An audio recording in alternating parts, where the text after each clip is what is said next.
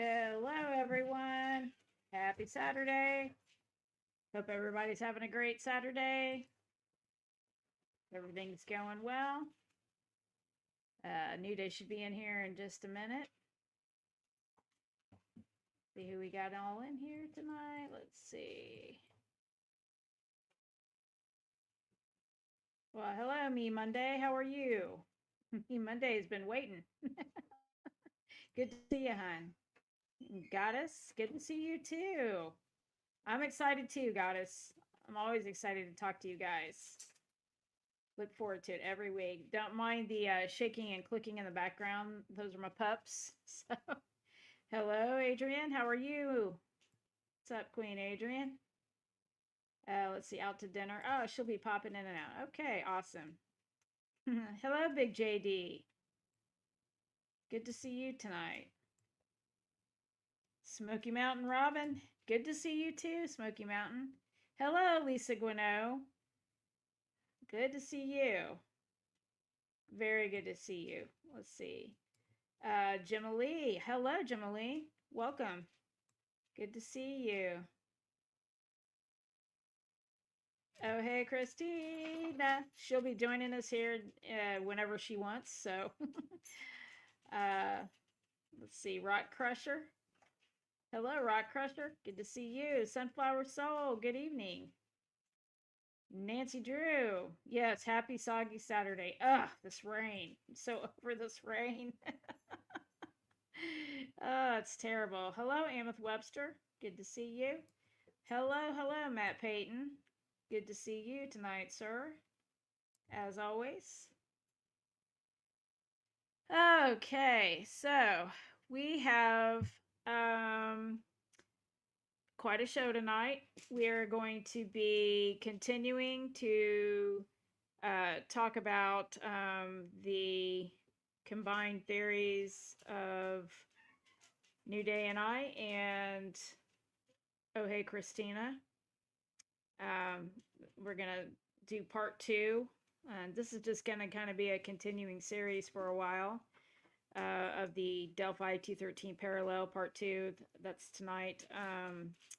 We're gonna be going over some more of the slides from the other night. We're gonna finish that off. We're gonna talk a little bit about how federal agencies can, or law enforcement in general, can glean data, like metadata, off of photographs and stuff. And that's my dog barking in the background. That's the old man. We're also going to be taking a look at a little bit about how satellites and satellite technology work. And we're going to be talking more about this combined parallel theory that we have. Let's see. Waiting on New Day to come on in. Have you guys been having a great... Oh, there she is. Hang on just a second. I'm going to add her on. Oh, she added herself. Hello, New Day. Hey, what's up? What's up, lady? Can you hear me all right? Yep, I can hear you perfect. Awesome. I can hear you perfect. So, you staying dry? Trying to. It's terrible out there. I'm gonna build an ark tomorrow, I think, on my Saturday or on my Sunday off. So, Lisa Guineau saying good dog. Yes, he's sort of a good dog. He's kind of a bad boy. He's my bad boy of the group. My old man Chihuahua is he's the bad boy. Oh, Sound all right? so are you excited to talk tonight again, New Day? Yeah, yeah. Yeah, Is you our sound volume all great. right? You're a little low to me. Yeah. Oh, I am. Well, There, that's a little better. is that better? Ooh, I that's tend to way sit loud away now. from my Oh, microphone. turn it down now. Oh, Yeah, okay. How's that? little more. Okay, great. Turn it down more. I don't know. How's the How's chat that? think we sound? You Let's guys ask tell us if we sound. Oh, sounds good to Smoky Mountain our says so. friends. Right on. How Oh is my everybody? goodness. Gemma Lee, Monday, Nancy Drew, Matt Payton. There's Matt. Saturday in the chat, hanging with you and if I demand. Do do do do. Everybody. Hey, Yeah, everybody sing along. Oh, so anything interesting happened this week, New Day? Since Wednesday anyway? Anything new, interesting, exciting? you mean in general or Yeah. in Delphi or? All of it, all of the above. Mm, I don't know. I don't know. I've been watching lots of I Have Apophis. You know Uh-huh. that. Some interesting things have happened, I guess. We've gotten a few emails and a few comments and things like that that have, I think, helped with our investigation a little bit and kind of leading us where to look next. I agree. So that's kind of cool. I don't know what all you want to share, but that was interesting. Yep. I can't hear you guys, but maybe it's my earbuds. Hey, Ameth Webster. Welcome, welcome. Oh, hey, Christina. Girl, get your little southern butt up in here. Oh, Prof is in the house. What's up, Prof? What's up, Prof? Good to see you too. Sunflower Soul. Yeah. Lisa Guino. Right on. Yep. Good to Yep. see everybody. So yeah, just chilling on the Saturday night.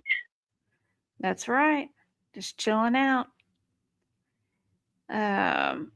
Yeah, we've got a lot of slides to go through tonight.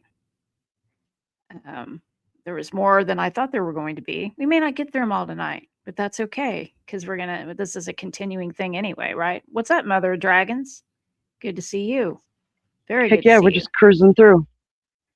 We're just cruising. Cruising on through. Oh man. Hopefully we make it to Sunday. I feel really washed out over here.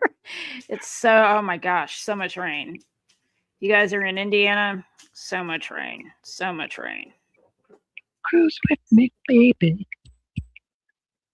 There she is. Let's see. Okay, I was gonna ask what y'all thought about Noe on Prof's channel the other night. Okay, to ask. Yeah, it is, but I'm not sure. I didn't catch everything yet. I'm watching replays of stuff right now. I had a hard week.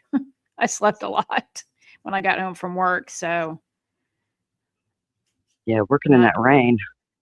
oh, the rain and the humidity. Oh my gosh, the Mhm. humidity has been really, really awful. Oh, she can hear New Day. They can't hear it. Can you not hear me, Ameth? I guess turn up just a little bit, artist. Go for Okay. it. There Yep, it I'm is. there. How's that? Is that Yeah. better? Oh, hey, is backstage. Oh, okay. Let me go ahead. Let me get Christina up here.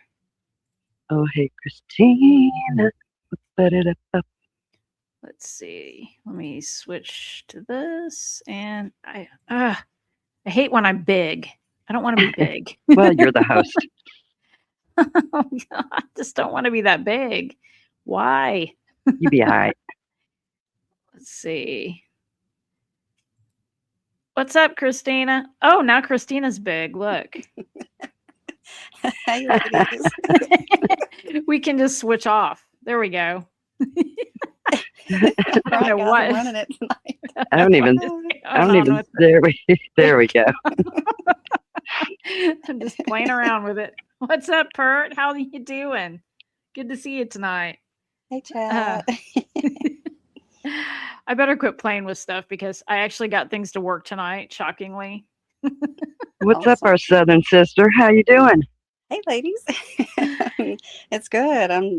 I'm excited for tonight. Yeah, me too. You guys have been working, digging this week. Good Yeah, stuff. a lot of stuff. Yes. We have our brains have been going nonstop, all of us. Yes. Oh, it has. There's been a lot of good Uh, comments too. yeah. What good comments have you seen this week? Well, Anything that's caught I your attention? remember. Oh gosh. Well, for sure, ACVs, but then there were. I don't know that I remember the names of them on all of them. I was literally reading some just earlier too. It just feels like lots of the community here is involved in sharing information and anything new they come across, and even going back and digging up some old stuff. Yeah, it's pretty cool how some of those things have filled in some gaps, let's just say. Oh my goodness, I know. I know. I really like the comments though because a lot of times they remind me of things I've forgotten.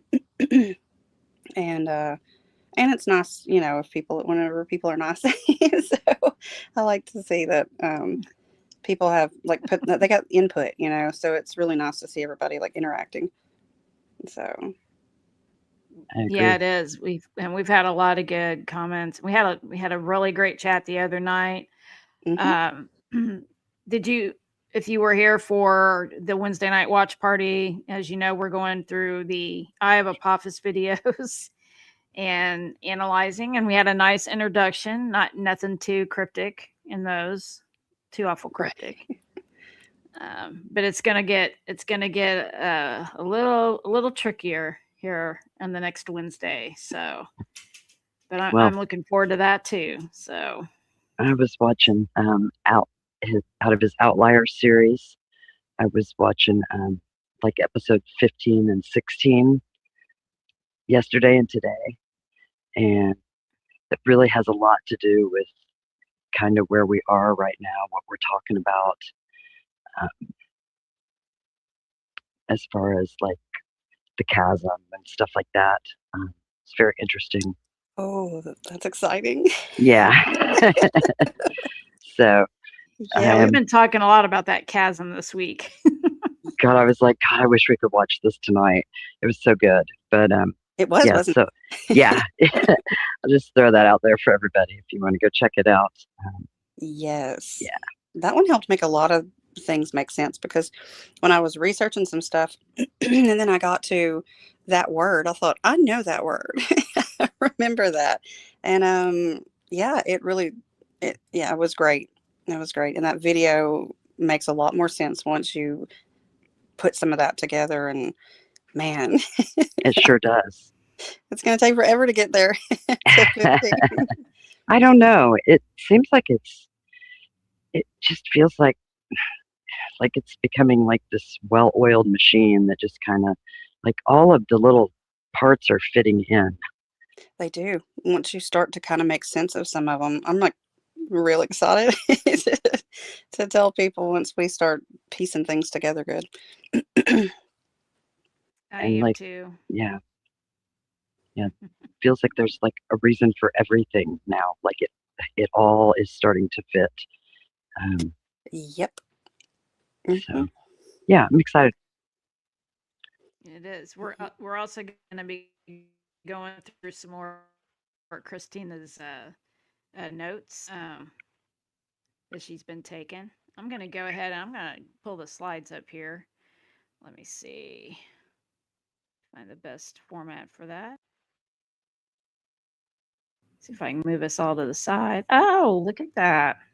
I love the thumbnail I'm with your gonna I'm gonna satellite up learn there. this thing. You do in my Yeah. cave. Yes. Yes. It's all so perfect. I love it. Thing. Yeah, it looks good. I was kind of proud of it. I liked it. Yeah. Thank you. I It'll make appreciate sense to that. people. Yeah. Yeah. It'll start to make sense to people Yeah. really soon. Yep. The more we talk about it, the more it's gonna make sense. That's for sure. All right. So I don't know. do you want New Day to like read some of your notes and stuff here in a bit, and then or do you want to just talk about your notes, or how do you want to do that, Christina? Um, I don't know if I can read them as good on here, but I may be able to if you tell me the one, or I can figure out whichever one it is. If I need to read it, I'm happy to. I can find it where I have it saved. So yeah, whatever works. Yeah. Okay, right. I'm just happy to talk about it. That's all. I'm excited too. Yeah. So I mean, but New Day, she can read. I can help. I can do whatever. Y'all just put me to work. Whatever you need.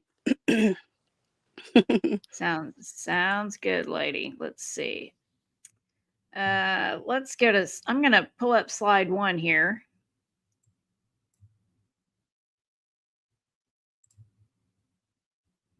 Okay. All right. So this is just a continuation of what we were talking about the actually last weekend.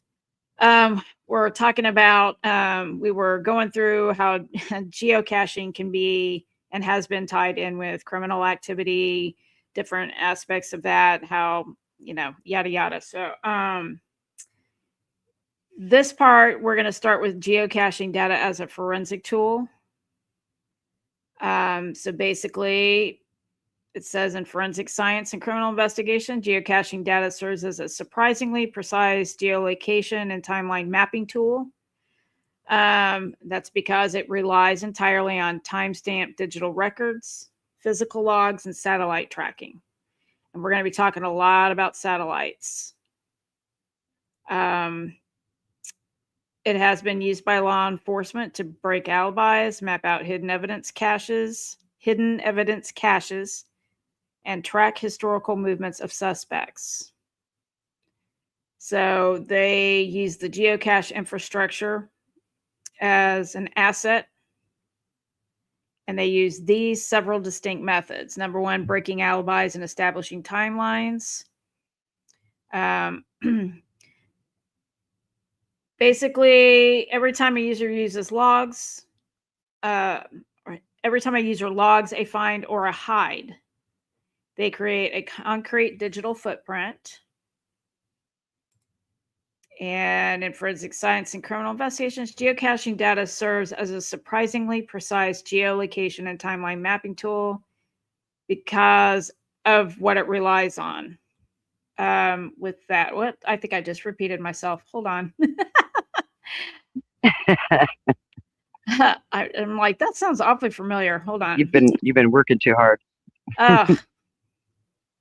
So the digital footprints. So basically, when a suspect claims that they were home sleeping during a crime, but their geocache account logs a find miles away at that exact hour, prosecutors have a timestamp server site contradiction. Believe it or not, people are actually that dumb, guys. There's actually cases out there where this has happened. Literally. App telemetry. Even if a user doesn't officially log a find, the geocaching mobile app pings GPS data and API requests to its servers while open. So if you've got the geocaching app open, even if you don't log the find, right, you're using it to get coordinates or whatever, even if you don't log a find, it's still throwing out signals and mapping where you are. Law enforcement can subpoena that background telemetry to prove that a suspect was physically searching a specific isolated piece of woods where a body or weapon was later found. That's just one of the ways that they can do that. And that seems pretty obvious to me. Now, not all criminal organizations, however, use geocaching.com, of course. There have been certain, we're going to talk about some ways too tonight that criminals can communicate basically off the grid. So, I mean, you could go through geocaching.com. That seems like a pretty low level criminal to me, but they do have apps where they create other ways of doing that sort of thing too. And we talked about that a little bit the other night. Of course, there's handwriting and DNA analysis off of the paper logbooks or things that are found in caches. They can do that, of course. Touch So, DNA, handwriting analysis. so law enforcement is aware of this and they Yeah. utilize it to help them catch criminals. Yep. I'm guessing if a body's found in a woods or something, Mhm. and they know that, why wouldn't you look at the geocache? If you know that there's geocaches out there, why wouldn't you go through that list of people and just check it out? You know what I mean? Seems like a good place to start if you start at Cop 101, level, unlike this case. Right. Well, Um, and then we know like criminal organizations will set up their own caches that are nearby other caches. So it looks like they're just out there doing that. But actually they're doing yes. their own caches a little ways away from that other cache. So Yes. And speaking of, that's a good, and yes, I'm glad you actually said that, because there's something I've been wanting to talk a little bit about and actually fits in right here. And that is the fact that the city of Delphi has a sponsored geocache, like historical geocache um, tour, I guess you could call it. They have several geocaches around the Delphi area that, placed at historical places, places of interest, so on and so forth. well, there's even some private establishments like some of the different bars or restaurants in the area have like treasure hunts too that they establish out in the area that is run just like a geocache. Mm-hmm. And there's been a history of those types of things. And I know that you and I talked about a long time ago, like we couldn't figure out, even though it was a day off of school, and I know they said it was unseasonably warm, but it wasn't that warm, y'all. I mean, it wasn't like, 65, 70 degrees. It was still chilly. But we were like, kids don't go out like they used to, Well, And so we were like, if a bunch of kids were out there, you know what the wind is like out there. And even at yeah, 42 degrees on a February day, that's still brisk. yeah, it's Um, going to be chilly. and the weather that surrounded those days, there was like, a couple warmer days prior to that. But the week before that, they had snow. And after that, there was more cold weather and snow. So I think they were trying to pin down things to that day to yeah. make that day be the day they come up missing. Mm-hmm. Yeah, so I you're trying to agree. put those details in there. You know what I mean? Like those all the, whenever somebody's trying to convince you of something, they add in. They really try to Sure. add in details. Hmm. So, Yep. yeah. All the extras that aren't necessary. Mm-hmm. hmm The fluff. What Yep. always has cracked me up though is how they make such a big deal out of it was unseasonably warm. I Yeah. mean, for February day, it was nicer than normal. Right. It wasn't snowing. Right, it wasn't It's like snowing. unseasonal. Yeah. Exactly. Of course, later on that night, it got pretty darn chilly. Um, hmm Well, but and I we mean, talked about the fact too that there's a loss of memory from Saturday. Nobody can yes. remember what happened Saturday. Um, it was the warmest day, and it's the day that caches were logged. hmm Um, and it's also, we've talked about that when there is a parallel or parallel investigations going on, um, that sometimes they'll rework the narrative and backtrack it. They absolutely did that this time. I found some stuff today. I wish that I would have found it in time to send it to you, but I don't know that it would have applied to tonight. But that literally Well, you can talk about it. We can always show it later and talk about it again. Oh, Oh, yeah. yeah. Because if you've got Okay, it, you you've got my got mouth it. all set for hashed. I want to hear it. Benny, you blind.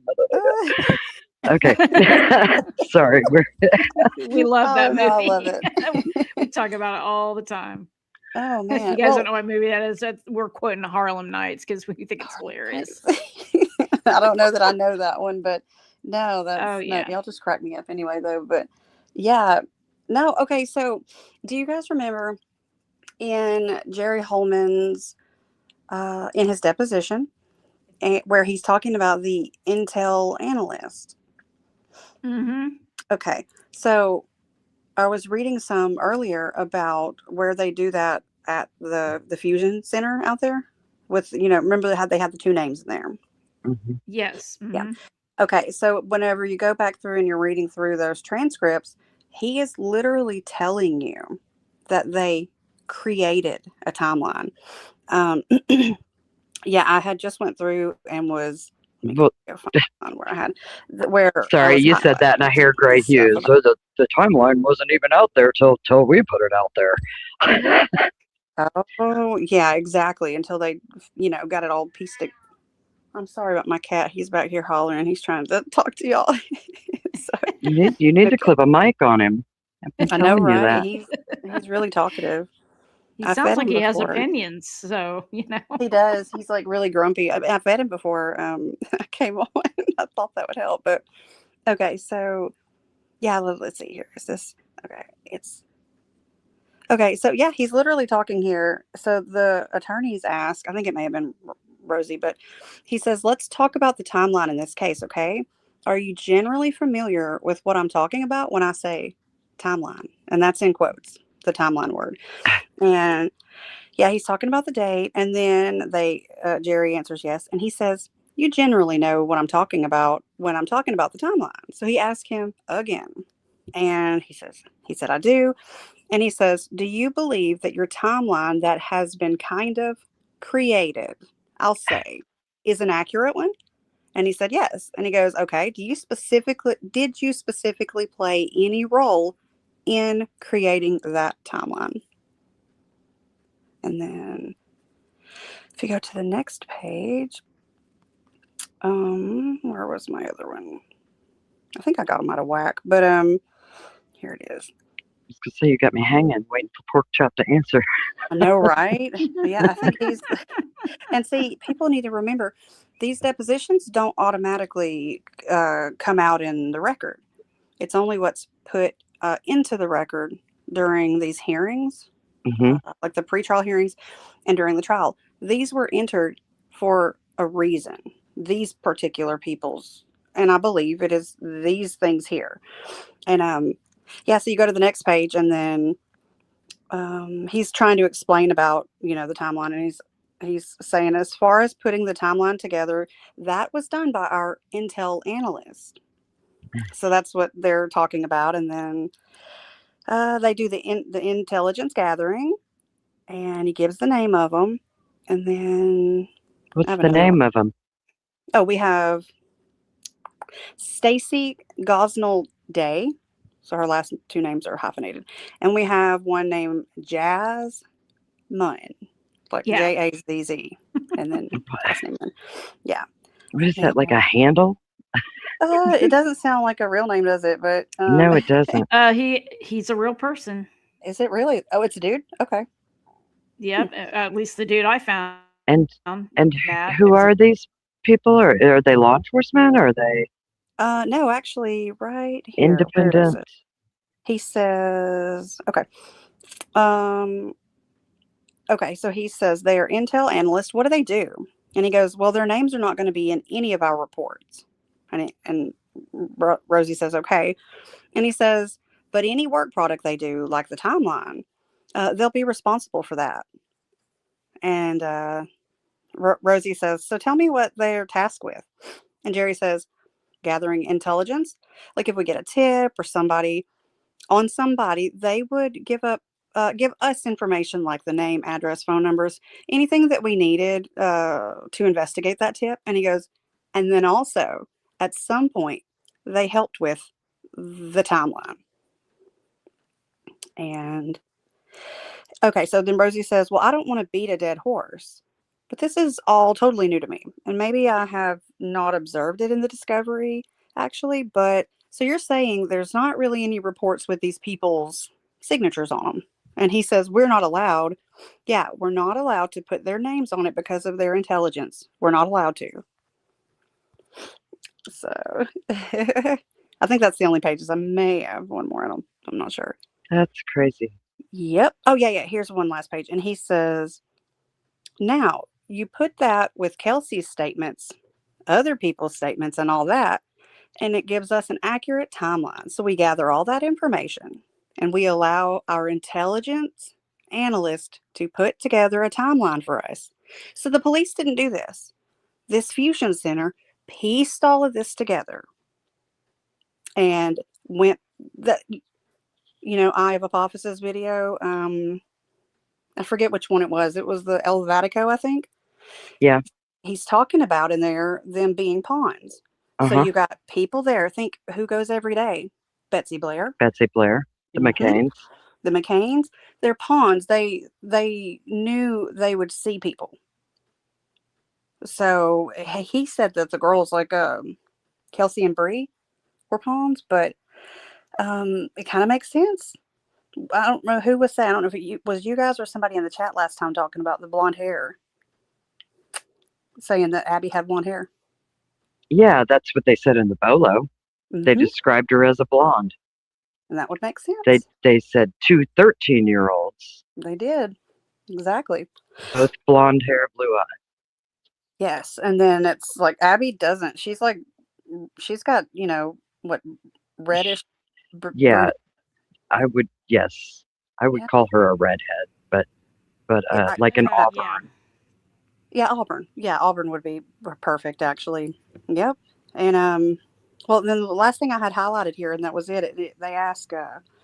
They said, so it sounds like they're dealing with a lot of, I'll call it technical, forensic, electronic data, and things like that. And he says, yes, they're not investigators. They don't investigate. They don't do interviews. They use the information that we collect to establish a nice timeline for us. So we know exactly what happened and when. And you can ask me the times and the dates and all, and I'll have to refer to those reports. Sounds like the Indiana State Police outsource everything. And see, do they do any of their own investigative work at all? Right. And see, whenever you go to trial and stuff, you have a right to face your accuser. So anybody that's doing work on these things should be at trial. Any of these, however, because now it's like, we don't know how they come up with this stuff. We don't really know what they used to make this supposed timeline. But this right here, I think, proves the timeline was created exactly like Eye of Apophysis is saying. Plus, you look at all the 213. I mean, so that was what I found. Yeah.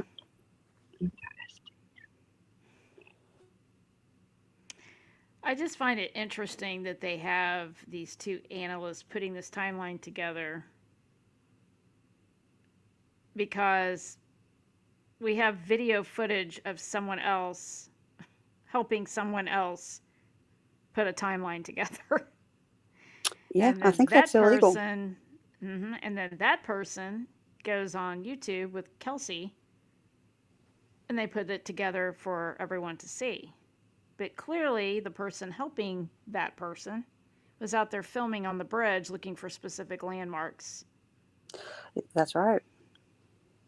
And looking for what, a green patch of weeds. A very specific. We're looking for grass on the bridge. We're looking for a forked tree, the white birch, that also looks a lot like the F rune. Everybody calls it the F rune on the tree. Yeah. The railroad ties. The private drive. The vehicle on the private drive. So these analysts, I'm not sure how much intelligence they had to have, because it was pretty much already there, Well, they're the ones that basically, once this happened, they had to have, and you got to think the timeline has just completely moved out. It started at 1. All the early reports said they were dropped off at 1. And then Oh we yeah. have a Hoosier Harvest Store video that has now, they're saying, oh, it's an hour fast. So they pull it to get the time. I believe it was an hour fast, if I recall correctly. And but Mm-hmm. yeah, these people, they're honestly, I don't know how this wasn't pushed back on, but I'm sure they have a reason. But it is curious. It is a little curious Hmm. for sure. Hmm. But I think, didn't we discover though through what we looked at that though they say it was 54 minutes fast, it was actually 6 minutes slow, according to the UPS driver's log. Probably so, yeah. Because if And you that look was at, our hour difference. Remember we talked about that a yeah, few weeks ago. Mm-hmm. hmm well, I mean, and if you look at I need to post it. I haven't posted anything on my page yet, but whenever you look at the Hoosier Harvest Store, there's an affidavit that goes with it, supposedly from the FBI.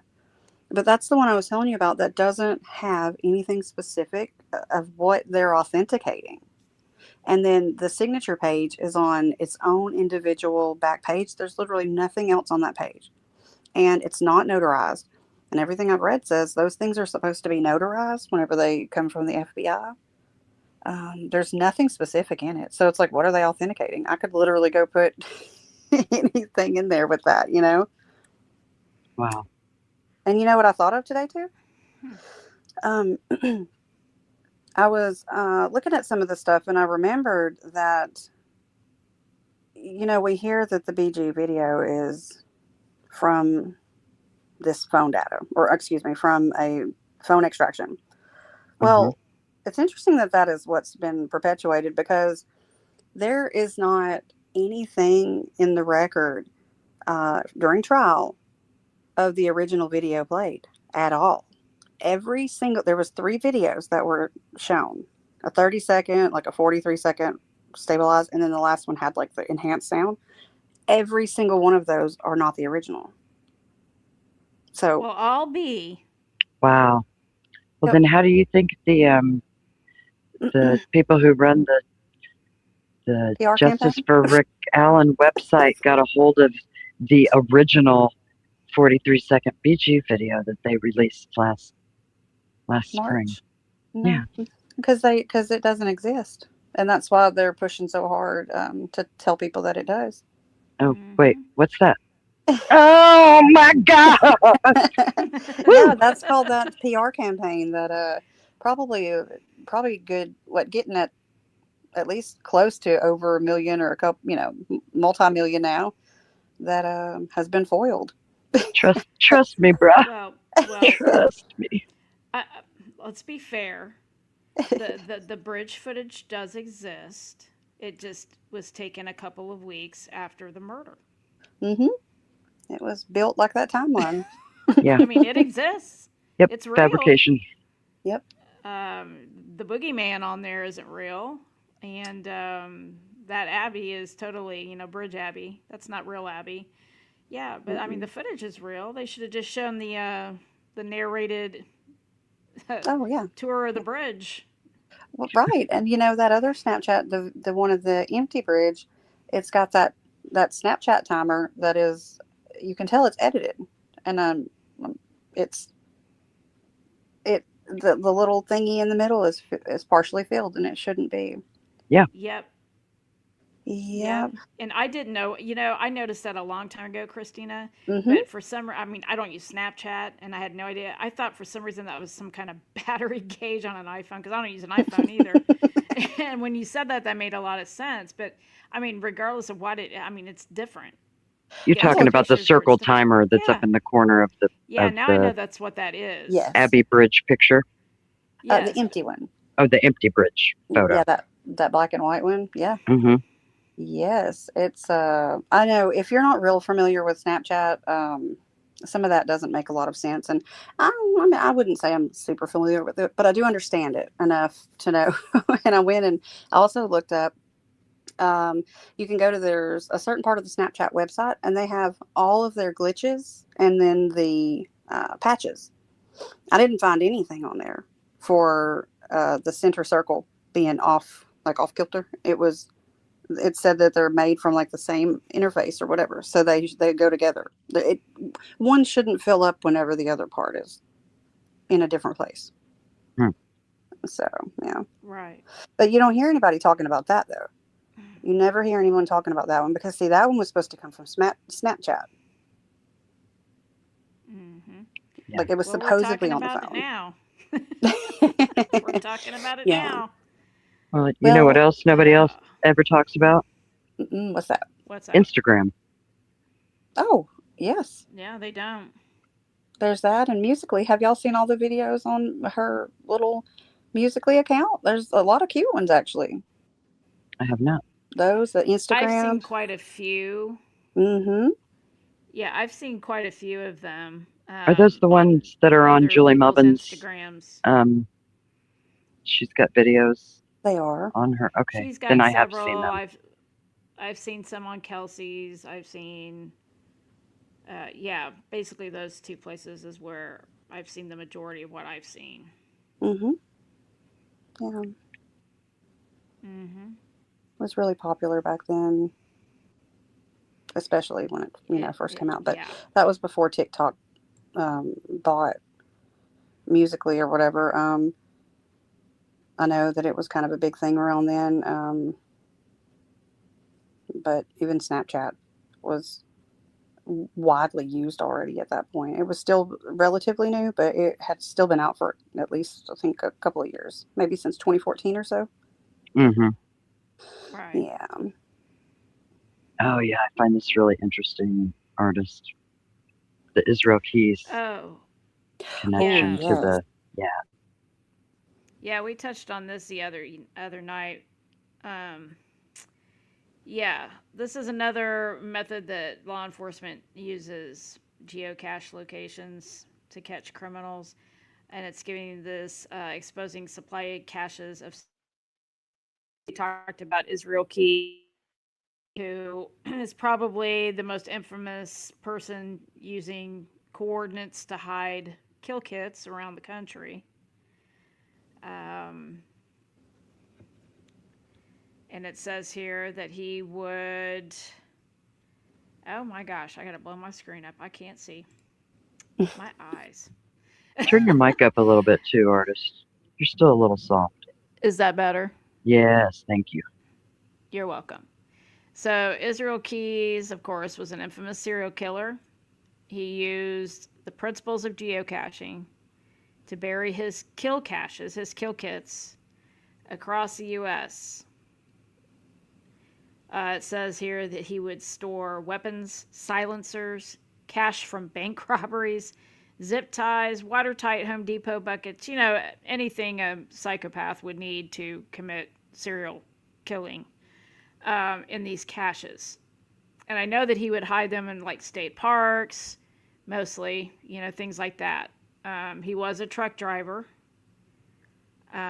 so he would travel across the country and hide these kill kits, which made him because truck drivers travel a lot, but this guy was like another level of serial killer, They really. don't even know how many people he killed, really.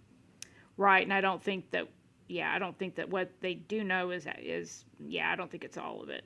He was This going to guy. tell them. I've watched a lot of stuff about him after, whenever everything when he was arrested and then years later too. And yeah, he was really very scary, honestly, because he was so like methodical Mm-hmm. about how he,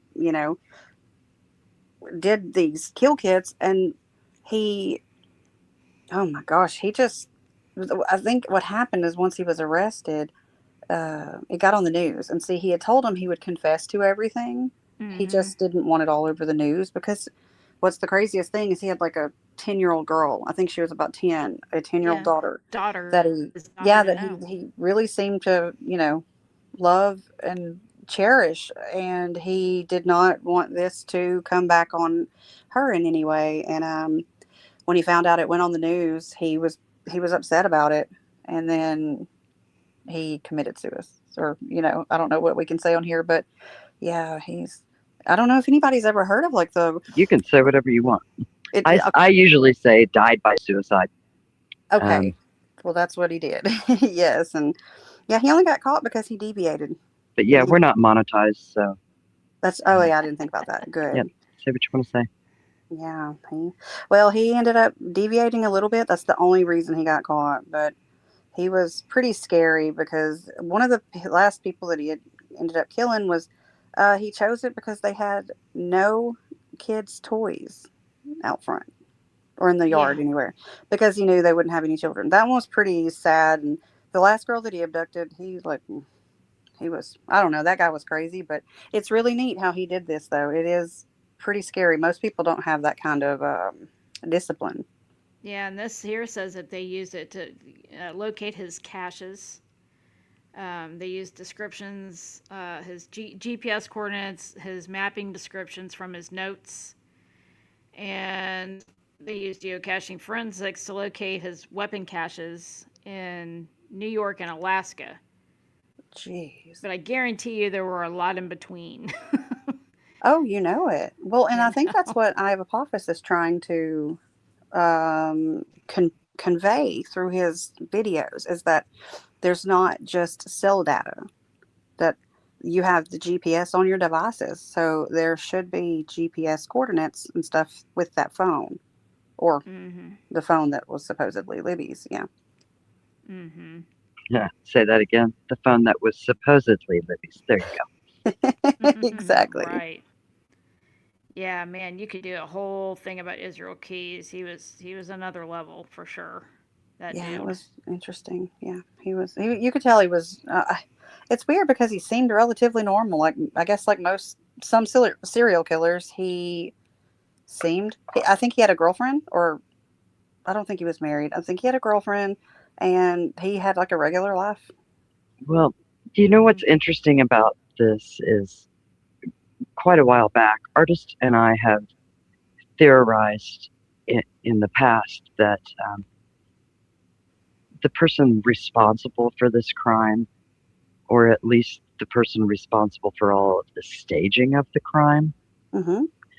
um, seemed like they took aspects from many different serial killers and included it in this crime, almost like a fanboy would.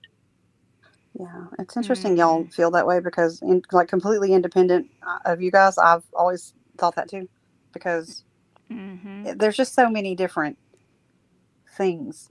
It Of seems course, that I there's. always concluded that was a green bean thing. Mm. It's Oh just yeah. kind of my Well, gut. I a don't know. green bean and a photographer of a certain name that we know of Yeah, who has a could be. flair for the dramatic and bizarre. Yeah, Wow. So, yeah, interesting. Yeah, and you know what? That opinion that we had about that came before we knew any details, like concrete details Wow. about how they were killed. That just came from the crazy rumors that were out there. We were hearing all Mm-hmm. right. kinds of stuff, and we were like, God, it sound. I mean, there's a little bit of Manson here, a little bit of, you know, They've this been like. here, like all kinds of crazy crap. Mhm. Well, there's been things that's been like planted ever Mm-hmm. since, like right after the murders, like to confuse, Hmm. um, to steer people wrong, literally. I Mm-hmm. mean, we looking back now and going back through so much stuff, we're starting to find it was. It's like it was intentional. I mean, this was just planned out from man. Probably the instant that this happened, the murders happened.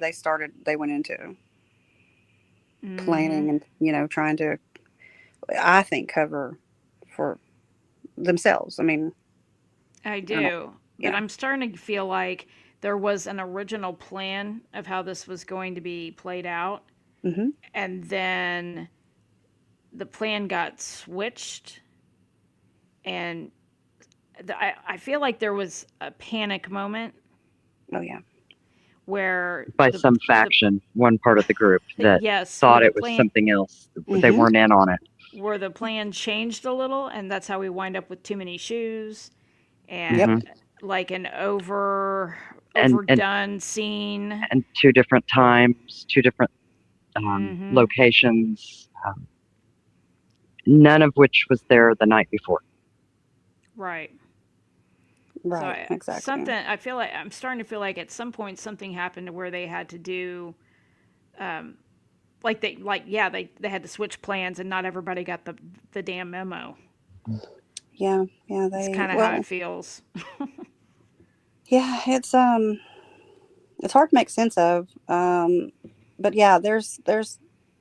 I mean, and this is the thing, though. I think we've always said, it doesn't take everybody being involved, and that's kind of one of the bad things too, because you have people that say things or do things a certain way, and then it ends up you have to kind of try to deal with that to keep your story in line, and you got people coming out telling their stories about searching that differs. You got people finding a scene that probably weren't supposed to find it, and they've Well, just, I don't it's know. not hard to make everybody look sus when everybody in the town's got their hands in a cookie jar somewhere.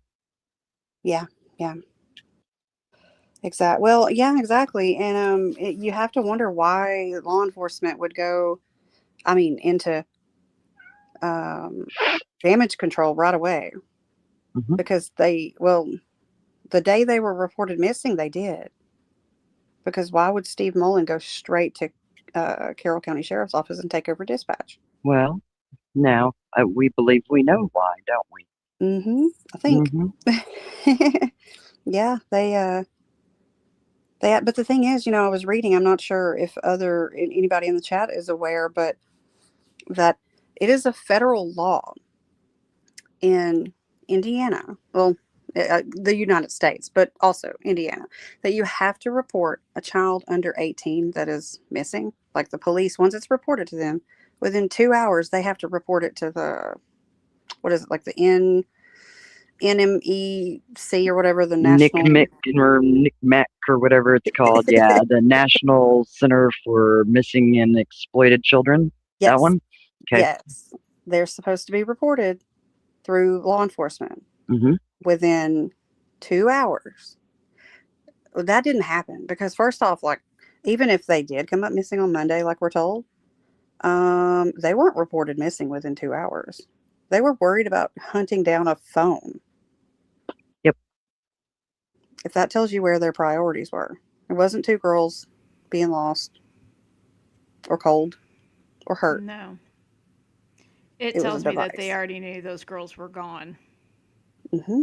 Yeah. I mean, that, or they just were more worried about saving themselves from something that Iva Apophis is trying to tell us. Mm-hmm. And Well, so, I thought a lot about that. It feels hmm to me like they already knew they were gone. They're out there searching for these devices because the feds are Or the lingering. victims. I mean, phones. Yeah. That's how it feels to me. Like, okay, we're going to hold off reporting these children are dead because we have to keep up that ruse as to why we're out here searching in the middle of the night, or even though they called it off, there were still people out there. To me, that's what it says. Until we find this, we can't have the bodies discovered. exactly. Exactly. They were worried about covering their tracks for something before calling in the feds, because whenever they go in, whenever they go, sorry, I had to let my kitty cat out again. um, she keeps coming up crying, because they didn't send out what is it, the broadcast of till the next morning, till like 8 a.m. or whatever time that was exactly. I'd have to go back and look. But like I told you, I was looking into exactly the wording that they were using, and I never knew this, but they You were. talking about the bolo? Yeah. Whenever they, what's been put out from the 14th, the search. Uh-huh. Yeah, that right there. I don't know who put that out, but Mm. yeah, that right there was a broadcast to all like the surrounding areas, and I never knew that. It wasn't just Carroll County. It was a full-on broadcast which goes out to like all the local casts. If you go back and listen to the beginning, you hear them. They're saying like cast and that's like a full-on like major in Major report incident. broadcast. Yeah. Yeah, and that should have happened the night before. Yeah, there's like 6 to 8 other counties that they call out on. And they did that the next day, knowing um, that they had just waited all night. So they didn't do any of that on the 13th anytime during the night, not until the morning of the 14th. But they Yeah. had news media out there all night, and they had fire rescue out there all night, Well, they and had they news had media out. I mean, it was on the 5 o'clock news the day before, on the 13th. Well, that's because the family had called them in, and see, that's where you remember I said to you on one of your last episodes, like so. Becky Patty had her little book with the whole promise not to tell.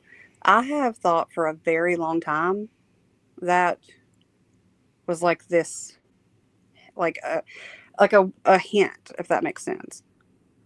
Not about what's in the book, but like possibly literally the name of it. Promise not to tell. Because I've wondered for a while now if they weren't basically forced into secrecy by being told this is a big deal, this is national security, or this is Mhm. something to do with cartels, because they can sit them down and tell them any of that stuff, and they're not going to tell anybody because they want to catch the killer. Right. Most people would, and I think that could explain some of the backtracking. Following a script. Yeah, because and if you think too, they were building this timeline for how long? Yeah, 7 interrogations by the FBI long. Yeah, and that would make sense for them going in there and trying to kind of, beat that into her head. And I've also wondered, which I don't know how I feel about this for sure, but I've started wondering if the whole Keegan Khan thing was not a red herring too. And I don't know I don't know how I feel about that 100%, but whenever he says things like, um, he didn't remember talking to a Libby, and then he did, and then remember Kelsey didn't remember talking to him, and then she did. It really makes me wonder if Well, and how there was true. another Libby too. I remember you mentioning that. See, I didn't know that. That's interesting. Yeah. But I mean, I don't know for sure on that, but it's had me wondering. It's had me Well, wondering. there was a connection there though between Tony Klein and Ron Logan. So it makes me wonder if they didn't Hmm. build on that. I'm not sure. They could. I'm not They sure. could. And yeah, exactly. It's Because the whole Grissom Air Force Base thing, and well, knowing the people that were taken there. well, exactly. Because they could go in there and they don't have to worry about that stuff being subpoenaed ever. And then you got to think who released Keegan Klein's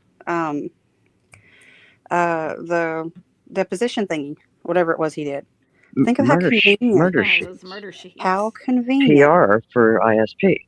And then who goes out commenting on that of how no, you shouldn't do that for the victims. I'm a victim advocate. Think of that. That is just awfully convenient. Yeah. So those are just little things. Yeah.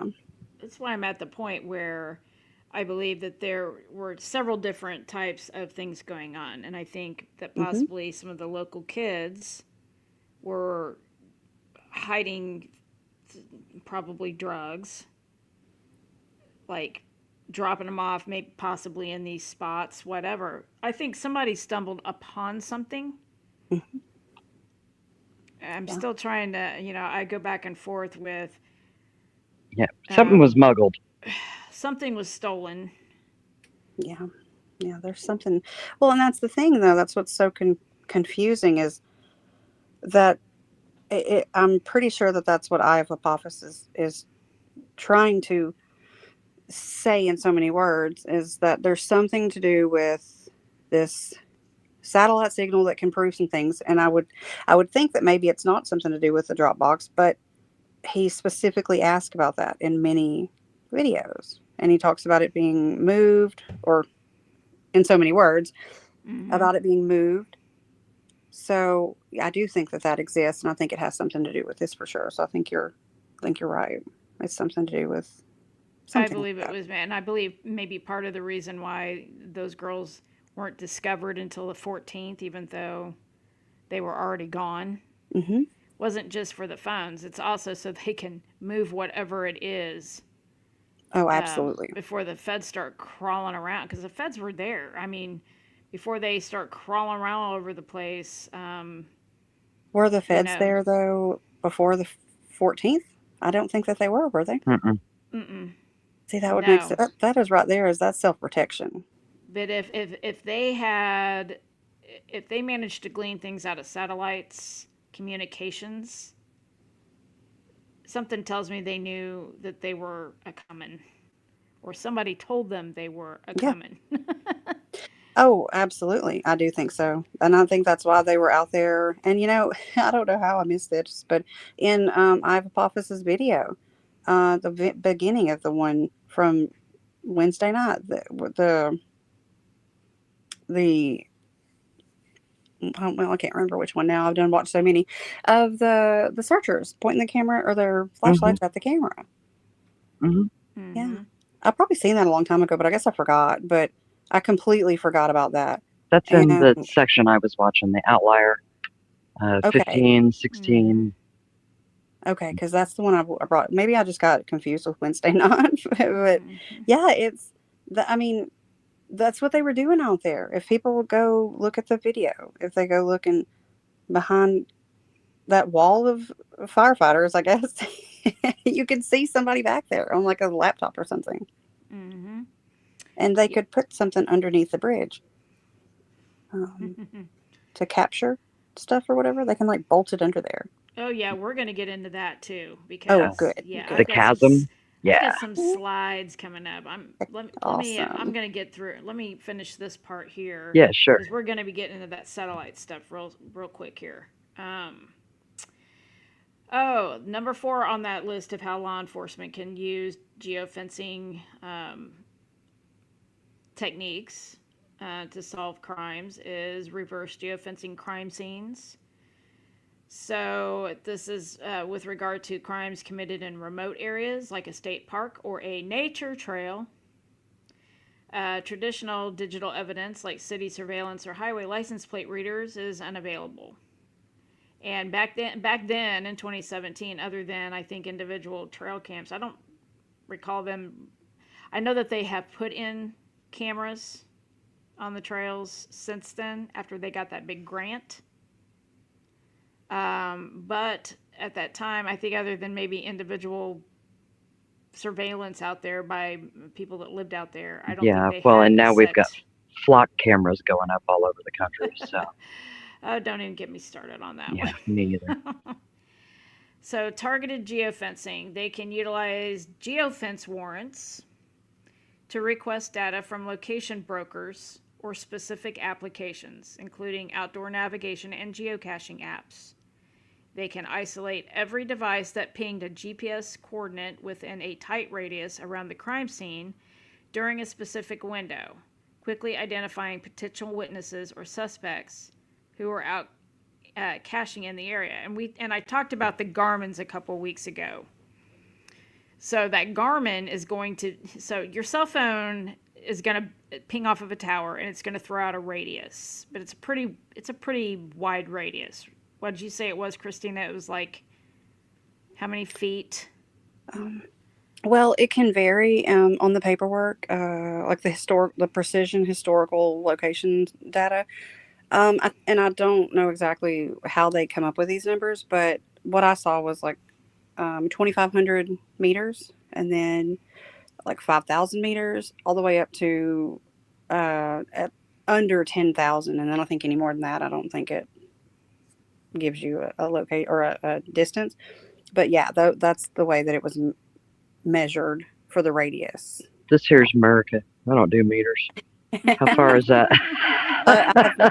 Honestly, I don't really know. I honestly don't know. I remember some of 'em, but I can't think off the top of my head right now. But yeah, They do tens instead of um, 12s. So anyway, I'll yeah. think about it a minute. so with that, you're gonna get you're gonna get it's gonna narrow down the radius, but it's still gonna be a pretty decent radius off of a cell tower.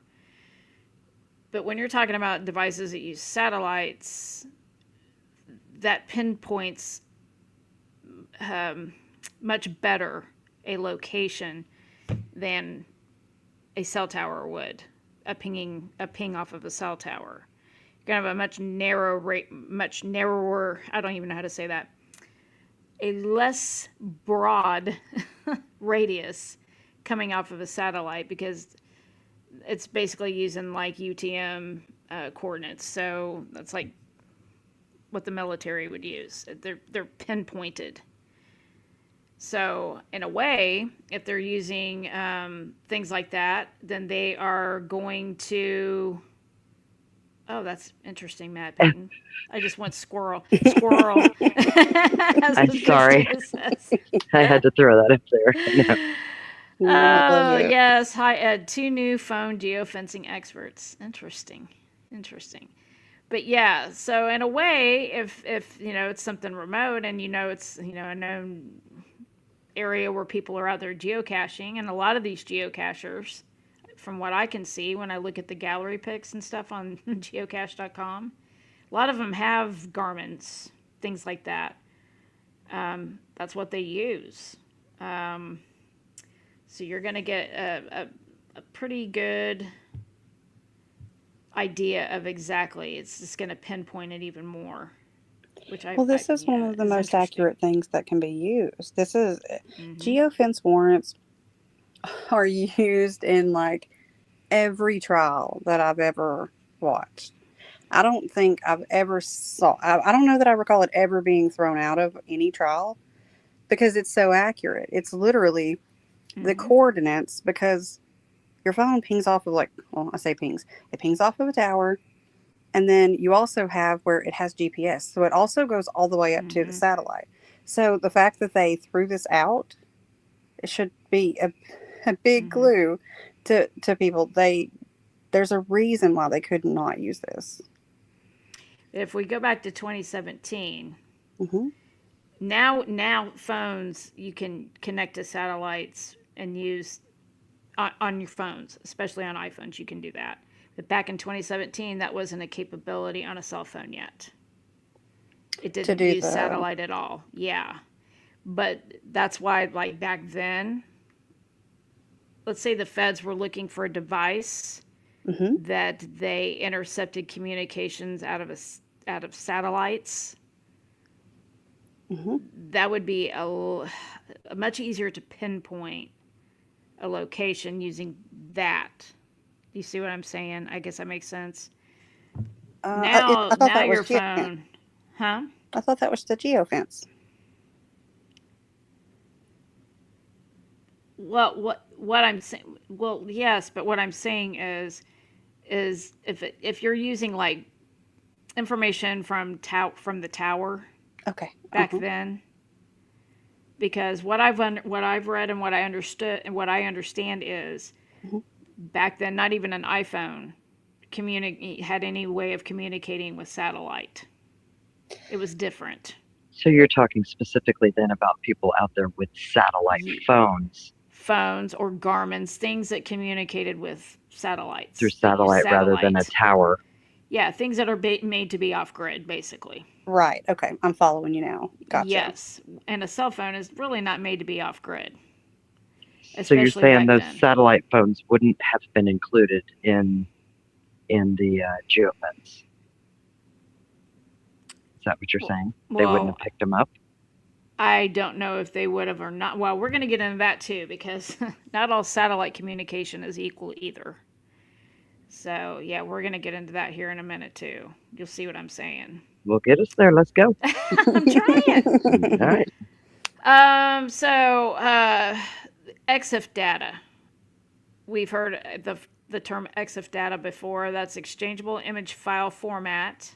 That's a digital fingerprint embedded directly into the code of almost every modern digital photograph. When a smartphone or camera captures an image, it stamps a hidden package of raw technical metadata behind the visible pixels. And we've heard a lot about that kind of stuff in this case, for sure. So it's like an extraction mark. Yeah, basically. Yeah. It's a tool mark, I guess, so to speak, of the digital world. Cool. In criminal investigations and outdoor forensics, this hidden data is used to extract hidden coordinates, verify alibis, and track down physical evidence. So when they process a photo using the metadata, like EXIF tool or magnet axiom, they extract specific target metrics. That includes GPS latitude and longitude. It can pinpoint the device to within 3 to 5 meters of where the shutter button was pressed. That's crazy. That's kind of crazy. That would be GPS though, right? Which yes, nowadays it would be. So back then it wouldn't have been as accurate, right? I'm Probably not even not. sure. Wow. Okay. But nowadays, yeah, look at that. 3 to 5 meters. That's crazy. Wow. And then you got date, time, original records. They extract the second the picture was captured. So date, time, original, extract second. What records? The exact second the picture was records. Oh my God, I can't read tonight. Records the exact second the picture was captured. Independent, good Lord. Independent of the file system's last modified date. And then the make, model, and serial number identifies the specific hardware used. Finding a matching unique camera serial number in a photo's EXIF data can legally tie an image directly to a suspect's seized physical phone or DSLR camera. So once they do all this and then they get the actual phone or device in their hand, then they have a way of matching all that data up to that specific device, which is interesting. Yeah, that's like I think that's some. Well, no, I don't know what that is. I was thinking of something different, but yeah, that's interesting. So it seems like there's a lot of ways to match it up, which begs the question: what the hell happened here in this case? It just doesn't seem that shit doesn't match. I mean, I don't think it made. I don't think that phone, any phone that may have been found there, I don't think made that video. I don't at all. Oh, I don't either. At all. At all. That's why the court won't release it, and that's why it was released through, back channels. Absolutely. Not the normal way. No matter how much anybody hollers that it's genuine, that's not how you do it. And then this is important in this case, software. Shows if the file has been resaved through programs like Photoshop or GIMP, flagging potential tampering or manipulation. Yep. I wonder if they ran that Bridge Abbey photo through back in 2017 into a program like this. Well, I wonder how many flags flew up because, good Lord. Well, I mean, you have to think of the technology that the government or whatever already had anyway. They're always, 10 or 15 years ahead of anything that's out. Least. So this video didn't come out for it's been, they did the trial. So you're looking at a total of, 7.5 years or so? That's a lot of advancements from 2017. Yeah. So. Yeah, exactly. Yeah. And I'm with you, Christina. I don't believe there ever was a video found on a device taken by one of the victims ever. Well, not to mention, even the family says they're repeating different things from the video, just like they Right. were doing in trial. They're saying, "Hey, girls." They said that during the trial, both the prosecution and in opening statements, and the defense in opening statements. They say it in these transcripts, like the depositions. They're talking about, have you seen, this video, the infamous video? And they're like, oh, where they say, hey, girls. Becky Patty says that in one of her interviews. Well, and I've got a clip of Gray Hughes Hmm.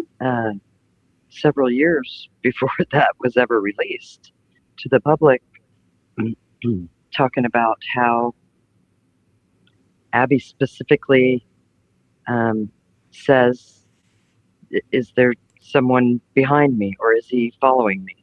And then he goes on to say, it's almost like a question. Oh, yes. That's what Julie Yeah. Melvin was doing in the first video that she's recording out there. She's like, it's almost like they stepped off of this platform here and he went past them. It's like, why are y'all?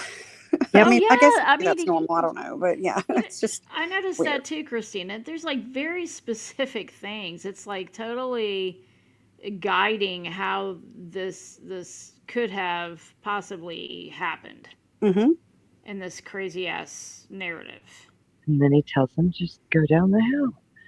She Yeah. says Okay. that, and then She's that's where they would have crossed the creek. I mean, shit like that. You sounded so much like her. I've been practicing. You did really good.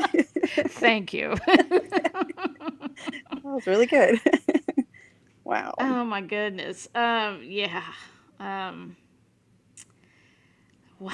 So here we go. How it exposes hidden crime locations.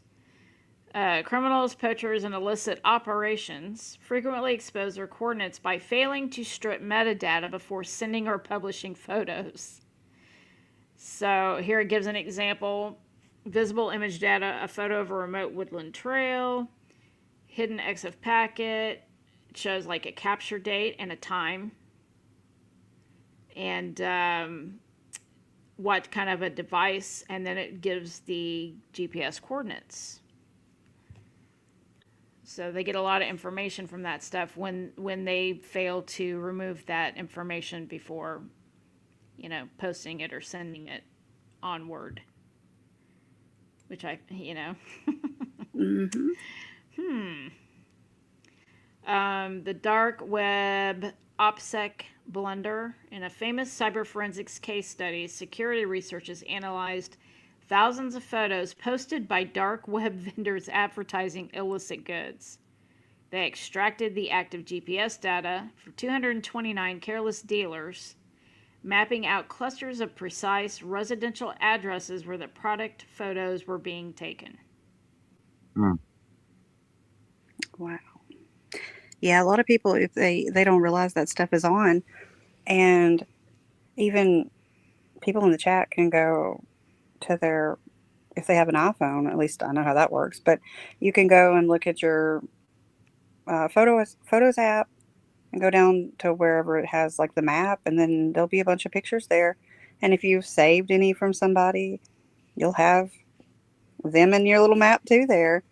That a lot of people don't. They may not even know it's there, or they don't think about it. And yeah, they done. And here's this is a good one. Poachers and wildlife crime. So hunters that take trophy shots when they poach an animal. They tend to they give them that bragging mode and they post it. Mm-hmm. So they use that EXIF data to go and track those dudes down. Karma. And bust them for that. Yeah, right.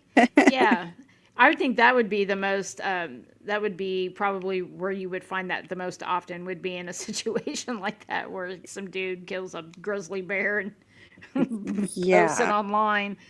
And yeah, I would think that would. Yeah, I found that interesting. Matt Payton says that EXIF program has tools in it where you can change the metadata without any traces of it if it's done correctly. Yes. And that's what I think I left that slide up. But yeah, that's what it's telling me, and that's what my But was that around back in 2017? you could change metadata. Yeah, the Yes, I know EXIF that. stuff. But was the Oh, EXIF available then? yeah. Mm-hmm. I didn't Yeah, know if because it I existed back asked then. I asked my computer genius brother about that once, and that's exactly how he told me is you have to do it through the EXIF, and then he told me how to do it, and I Wow. was like, oh, that sounds great. I mean, it was like I heard the key points. After that, I'm like, yeah, if I ever need that done, I'll just have to ask him, I guess, 'cause, like Hmm. it's beyond my pay grade. Yeah. Wow. So the intersection with geocaching and open source intelligence. We just talked about open source intelligence, or we've talked about it many times. I, of course, uses open source information, as he tells us in his videos. Those geocaching platforms and community forums historically served as prime targets for geographic data harvesting. So they accidentally give away. This is just talking about how criminals can use to glean information, like private information. People accidentally giving that information away. Says here that tech savvy players could scan gallery photos, download raw images, read the EXIF data to find out information regarding a certain person. Then they'd steal the information, of course, and do what they will with it online, as they do. Platform scrubbing. So, to protect user safety and prevent game breaking shortcuts, platforms like Geocaching HQ and major social media networks like Facebook and Instagram automatically strip out the EXIF data and geotagged metadata the moment an image is uploaded to their public galleries. So, I guess in those platforms, maybe probably others too, when you post it there, it strips that out, according to this. How forensic investigators can bypass scrubbed images. They the thumbnail exploit. Some compression scripts strip the metadata from the main image, but forget to clear the embedded thumbnail image tag. So even if it's not in the main photograph, it could be in the thumbnail, I guess. And that can give them the GPS coordinates and some device details. And then they can also just directly subpoena the device, which would allow them to access the iCloud backups or Google Photos accounts, things like that, to retrieve metadata, raw metadata. All right. Now we're going to move on into satellite devices. You ready for satellite devices, guys? I'm ready. So we talked about the Garmin a couple weeks ago, and then we started talking more about sat phones. Now, Christina pointed out something. People were talking about seeing people out there with things that look like walkie-talkies. Yeah, they did. I think it was Right. kind of rumor. I don't know where I remember hearing it, but I think it's kind of like always been known. But yeah, I Mm-hmm. think the McCains had That's who I. some form of something that they could talk to each other on. Right. Right. Which, looks suspect as hell. But then when I saw those Garmins, I thought, God, those kind of look like that. And then when I saw these sat phones, I said, oh my God, those really look like a walkie-talkie. I mean, you could easily mistake that for a walkie-talkie. Well, it seems like last week, a couple weeks ago, one of the ones was orange, and I remember it being said somebody out there had an orange camera. Hmm. Mm-hmm. Yeah, I'll have to. Yes. Yeah, I saw these and I thought, that could, I mean, if I saw one of those back then, that's probably what I think that was. It was a walkie-talkie. I wouldn't know it was like a satellite phone. That probably wouldn't cross my mind, you know. It might Yeah, now, but it wouldn't have then. mine either. Mm-hmm. There's just a couple of different sat phones that were available back in 2017. Um, Here's just what the so remember so what I I don't know if I said this before. These sat phones, you could remove the antenna off of them. Just wanted to show this picture of what it looks like with the antenna extended. But there's ways that criminals can throw law enforcement off who are tracking satellite devices. They can remove that antenna, and it throws off the pinpointing of where they are, the location. So I just wanted to show what that big old antenna looked like. Yeah, there's all kinds of ways they can throw people off from finding them too. Cash me if you can. Yeah, right. Let's see. Here's just some of the like hardware looking stuff that comes with it. I've actually got a better picture. Here it is all laid out. Lots of different things. You've got chargers. You've got a little like leather pouch you can keep it in. You've got adapters in case you go out of the country with the dang thing. You've got I gotta blow it up again.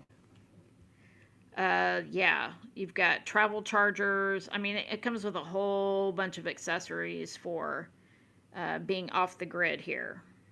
Um, you had to have a satellite plan to use this thing. Let's see.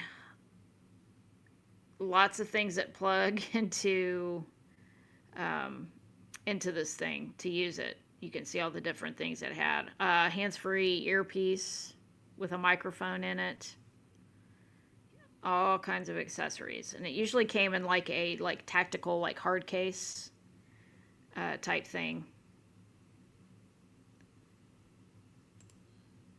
Okay, now here's just a diagram. This kind of explains how satellite devices work, and it just goes through it. This is what I was saying the other day. If you're using like say a sat phone, and you call a landline, or let's say you have a sat phone, you call a landline. It's going to go up to the satellite, and then it's going to come back down to Earth.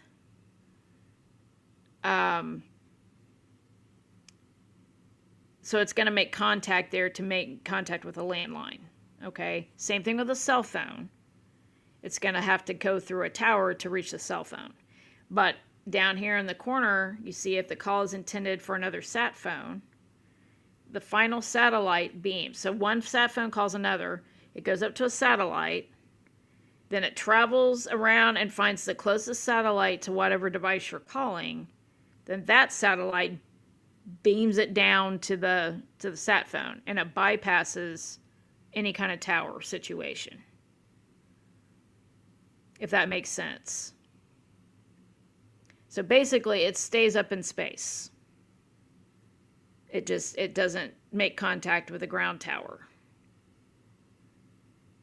which makes it harder to locate that information, like law enforcement wise. But military and government, they monitor that stuff, like up in the satellite, and that's how a lot of times they'll intercept communications by nefarious groups or whatnot. If that's making sense to everybody.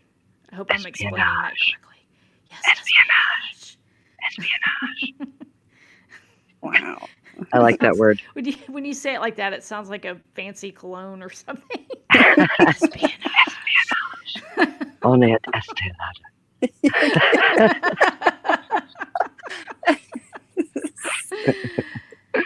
Lauder. Fancy cologne. Go ahead.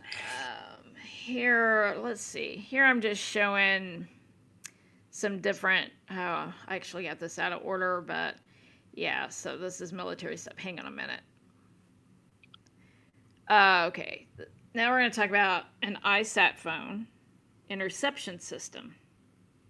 That's a passive surveillance technology designed to monitor, record, and track satellite communications from ISAT phones. Inmarsat, it says here. Thurea and Iridium networks. And so back in 2017, particularly with the satellite plans, there were like, I think 3 different ones you could have. The Thurea, I believe, was one of them. Iridium was one of them. And then there was another one, and I can't remember what it was. It might have been that, maybe it was at Inmarsat. I can't remember. But not, depending on where you were, kind of is what plan you wound up with, because that would work the best with wherever you were. In Indiana, the Iridium would have been the one. And I forget why it said all of that, or why it said that it had specific places that it worked better. Hang on just a second. Hey, boys. Oh, my goodness. Winston, down. But anyway, so if you're in Indiana and you had that thing, you're probably going to have the Iridium network. So those portable units were able to capture, uplink, and download L-band signals without provider assistance. So here's the capabilities. There's a passive operation. That's where they can listen and completely listen to communications completely undetected without disrupting network service. So they could be listening in on your communications without you knowing it. They had multi-beam tracking that targeted up to 4 narrow spot beams for the phones.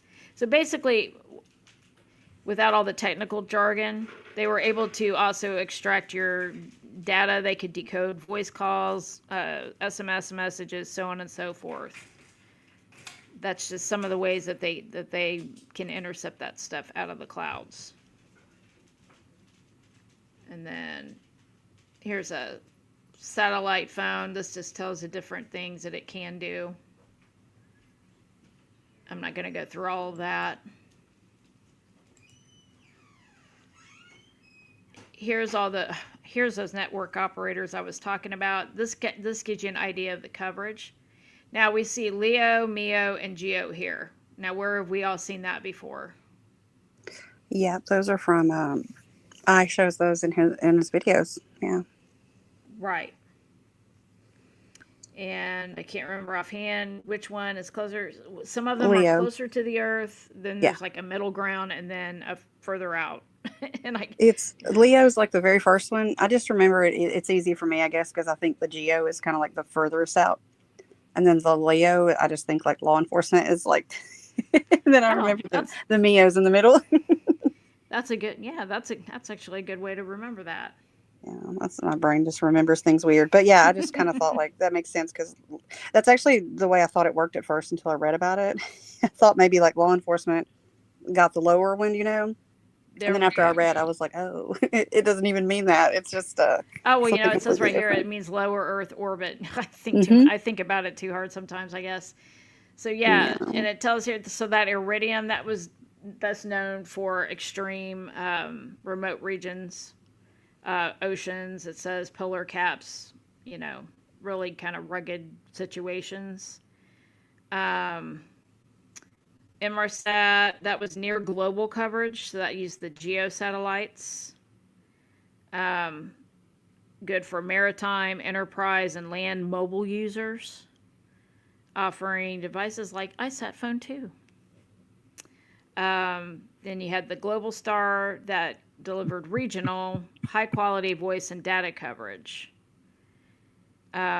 using the LEO network. And then Thurea covered Europe, Africa, and the Middle East, Asia, Australia with geostationary satellites. And that's another thing I want to point out too. Some of the satellites stay in place. Other ones fly around the Earth at high speeds, I guess. which actually I have Apophis showed us that in one of his videos. Now I understand more what that means. Yes. Yeah. I And think they all orbit, don't they? They all They don't stay in do. place. They all orbit. Well, but remember we have those huge dishes too. Well, yeah. Right. Or they used to. I don't pretend to understand any of it, I so don't. that's why I'm just sitting here quietly listening and Trying trying to to stay take it in. awake because I am No, tired. I'm Oh. trying not to make it dry, and I'm sorry if it No, I'm is. just really, really tired tonight. That's all. So Okay, gotcha. I just think it's important to know how the things work, yeah, how they can get that information. I don't have to go through all of this. If you guys are interested in it, here it is. Screenshot it. Go back to it later. Let's see. Tracking. So they could track this stuff in 2017 by using satellite logs, RF detection. That's radio frequency detection. GPS technology, and there were privacy concerns. People were not happy that they were able to glean that information virtually undetected. So, of course, there's always the privacy issue. so you're telling me Pork Chop was not out there with a ham radio? Well, oddly enough, you see him out there like doing his like Morse code. we're going to see later some of the homemade devices that you could use to, that nefarious groups have used and do use to intercept satellite communication. Oh wow! Some of them are homemade DIY deals that apparently do a pretty damn good job of it, including altering a ham radio, believe it or not. Yeah, you can do those with ham radios too. Yeah, I know that. Yeah. And you'll see here in a minute, you can do it with like, I don't know, basically a freaking tin can and some tin foil. Oh, is it the aluminum foil shower cap? You know what? Now that you say that, maybe. Wow! Mm. Wow! So here's the legal limitations here. You've got warrant requirements. We've talked about the warrant requirements on the stingrays and stuff.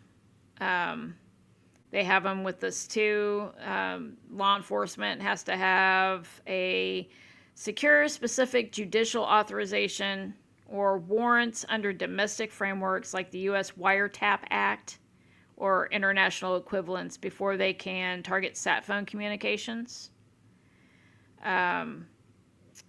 There's territorial jurisdictions. Interception laws strictly limit cross-border monitoring. Foreign signals generally require mutual legal assistance treaties, so you have to, work it out with the country that whatever you're trying to intercept, wherever they are, you got to try to work that out, I guess.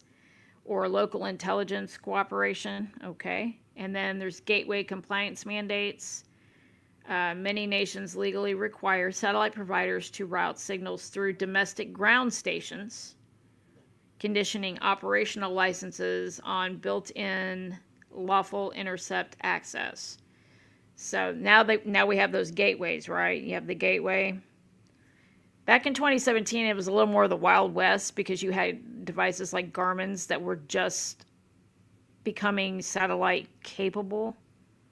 Remember, they started doing that like January of that year, and it seems to me like they've tightened it up a little bit since then, quite a bit actually. Yeah, I think there was something passed. I think there was something passed fairly recently to limit law enforcement's ability to access some of that stuff. I think it was tightened up a little bit, but I can't recall exactly when it was. But yeah. This is just what this next paragraph just says is basically cyber criminals, state-sponsored syndicates, and organized cartels have a very long history of exploiting vulnerabilities to intercept and hijack satellite signals. This is kind of what we were just talking about. We're going to see some of the different ways they can do that. Espionage. It says anyone with the right hardware standing inside that footprint can pick up raw radio frequency. If it's left unencrypted by end users, it can be entirely intercepted. And criminal satellite interception typically falls into 4 high-profile categories. You've got cartels and radio pirates hijacking military satellites. This talks about a case involving Brazil sat hackers and drug cartels, where they were, I guess, realized in the 90s, late 90s and early 2000s that they could intercept the Navy's older fleet satellite communication, or the FLT SATCOM. It was open, unencrypted, and what they call a bent pipe repeater. So the satellites would bounce back.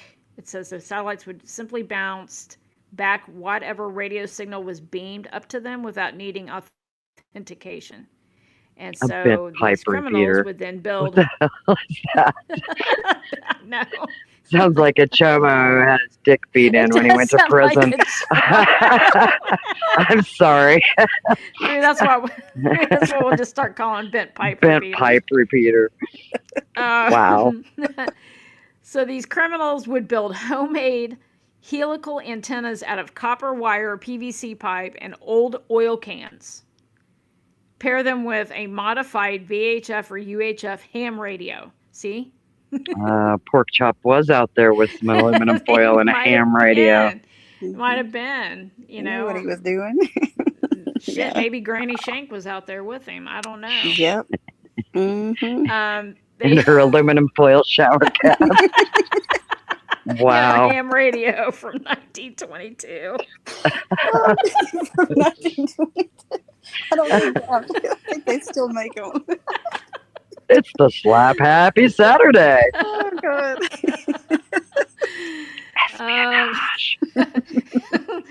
Only at Macy's.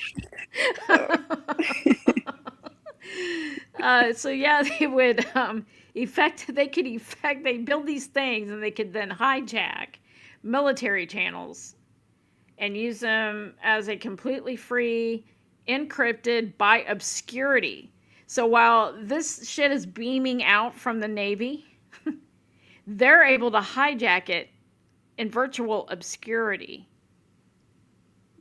because of the lack of encryption and whatnot. So it was hard for them to even realize what they were doing. And it says countrywide walkie-talkie network to coordinate drug shipments and evade local police. So they were hijacking it. They were basically undetectable in it, and they were coordinating this shit until they eventually caught on, I guess. In 2009, damn, Alonzo. So in 2009, there was a joint operation between the Brazilian Federal Police and the U.S. military, Operation Boca de Ferro, where they arrested dozens of those hackers across Brazil for space piracy, basically. That's what it says. So, so I guess it's not hard to build something to intercept that stuff. What was the name of that again? That's what I was thinking. Boca what? Boca de Ferro. Boca de Ferro. Yeah. I was still confused. Over the space. Sounds like a vacation spot. Boca de Ferro. Welcome to Boca de Ferro.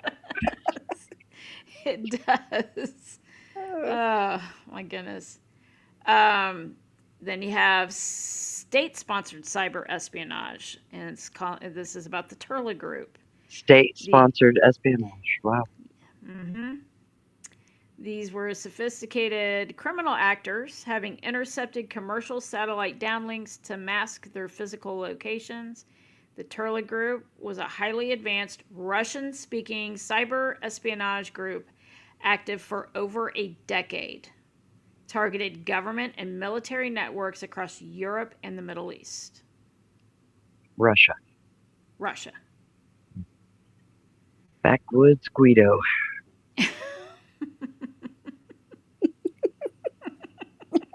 Artist thinks Mike's Patty looks like a backwoods Guido. That's what I always said. In the beginning, he did because he had like the haircut, and then he would wear like the shirts with open with his chest hair hanging out and the chain. Do you mean like back in the day, like? Yeah, like back in the beginning. That's why I say he's walking around like a damn backwoods Guido out there With his chest hair hanging out. No. Yeah, and his gold chain. It makes me think of like the 80s or 90s, like right. But then with his Wranglers on, I mean, it was a confusing like. It's an oxymoron, contradiction in statements. I don't know. I've always kind of believed. I mean, I don't know. There's something up with him. I mean, maybe he is a backwoods Guido. I don't know. Something up with him. But you know what I mean? Go back and look at the early footage. He's standing, like the one where he's standing in the, like, I think the interview in front of the car. Maybe it wasn't the one in front of the old car. That sounds a lot like the car that Betsy Blair describes. Oh, the one Cody Patty was driving that day. Yeah. Exactly. Mm-hmm. But yeah, you look at him. He's standing there, and he's always looking at you. You know the whole "What do you think?" interview. That whole thing. Yeah, he looks like. Look at him. I don't know. What do you think? He's got the buttons open. Small town. Sure is. Kind of hanging, and acting like Mr. Tough Guy. You said he's looking at you.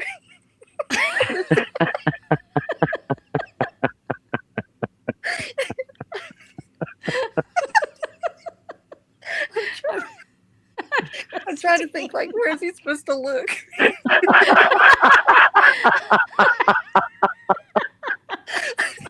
You ladies crack me the fuck up. I love you so much. I'm like, where's he looking? Where is he supposed to look? Sorry. Hey, you know what I mean. I get you. He's just like seriously, just like check it out, like for real. That's why I've called him forever as a backwoods Guido. Prof says he's a rhinestone cowboy. I'm wondering about that too. Oh my goodness. That ain't no rhinestone cowboy. That's a brokeback cowboy. Oh, I digress. Oh my goodness. Oh shit. So the Turley group, this is how they would do this. They would hide their command and control servers from law enforcement. They would, it says that they would identify an innocent user in a remote area who was actively receiving unencrypted commercial internet via a satellite dish. So they were hijacking satellite dishes, basically. They would infect the target, steal the data, and then instruct the target's computer to beam that data to the innocent satellite user's IP address. The Turla hackers would then stand within the massive physical footprint of the satellite's downlink beam, sniff the unencrypted data out of the air, so basically intercept it, and use a cheap satellite dish, and then completely disappear from the physical grid. Damn, sniffing the encrypted data out of the air, huh? Yeah. Just got crop dusted by a satellite downlink beam.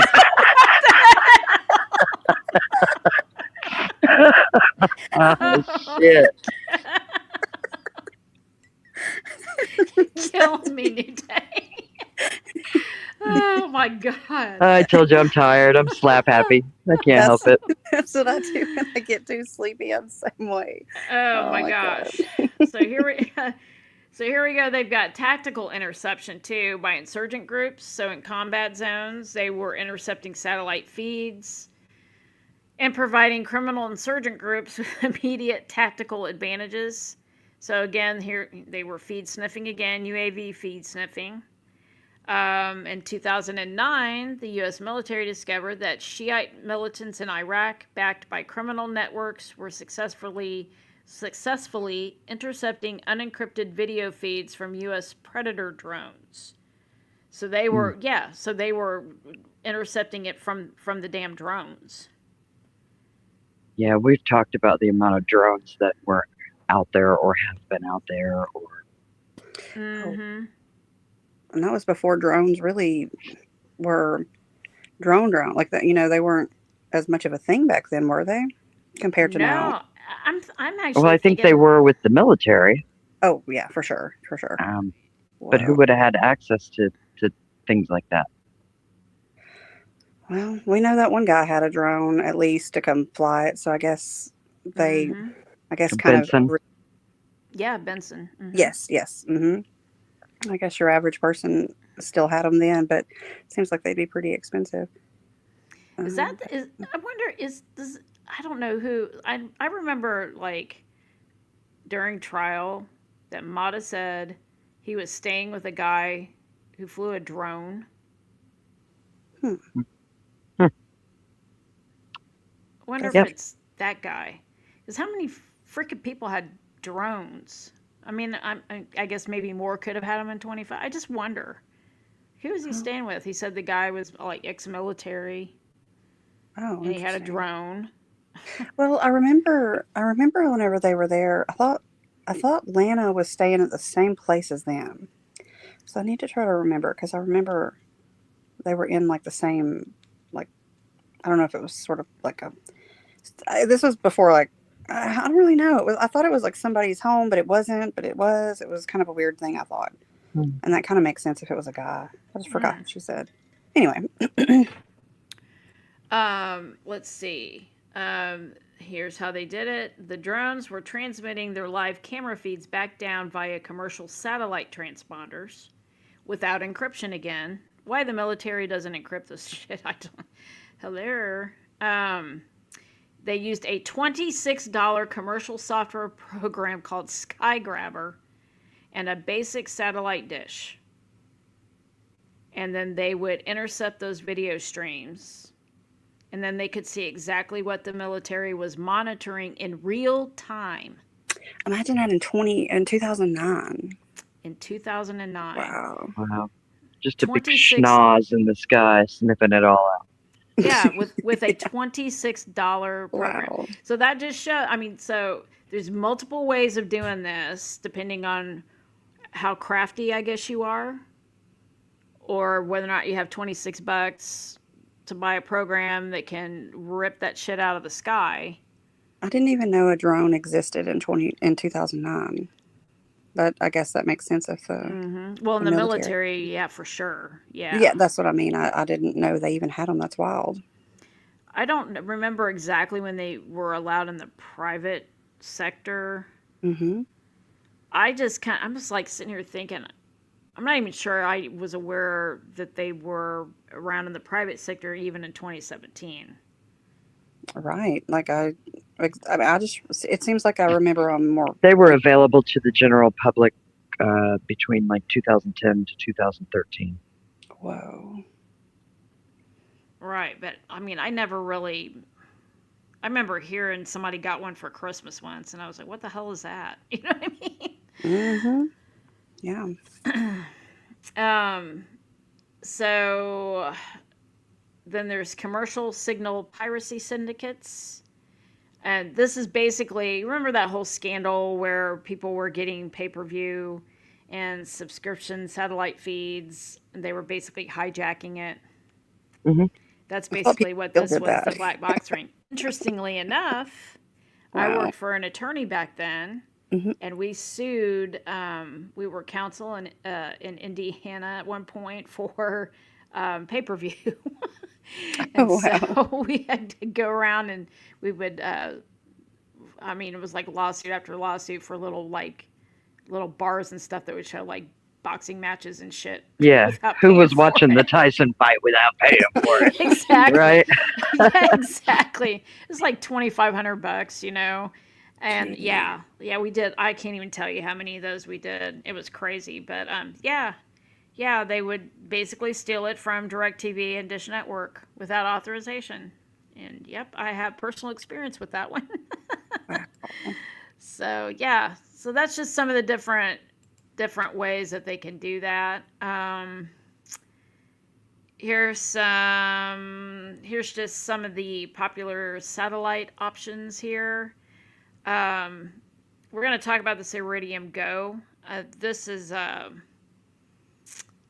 This was something that was heavily used in 2017 for remote off-grid voice and low-speed data. This is a pocket-sized Wi-Fi hotspot.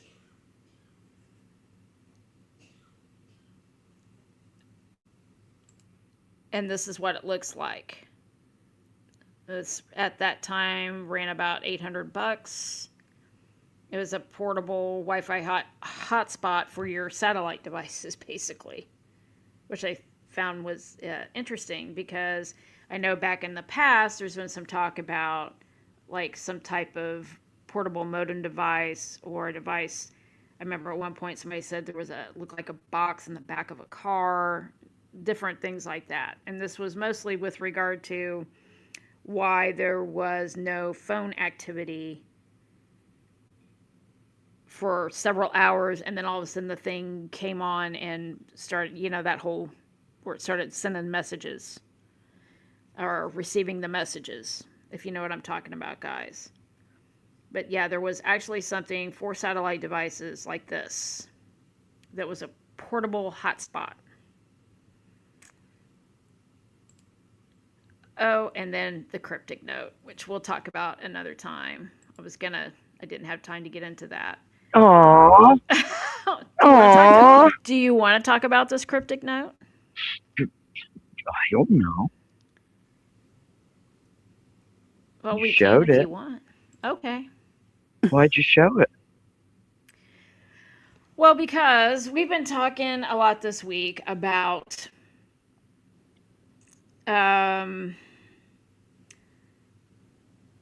about the chasm Mm-hmm. Mm-hmm. and that whole thing. So I's episode, The Chasm, which we'll be watching soon on Wednesday night, pretty soon here.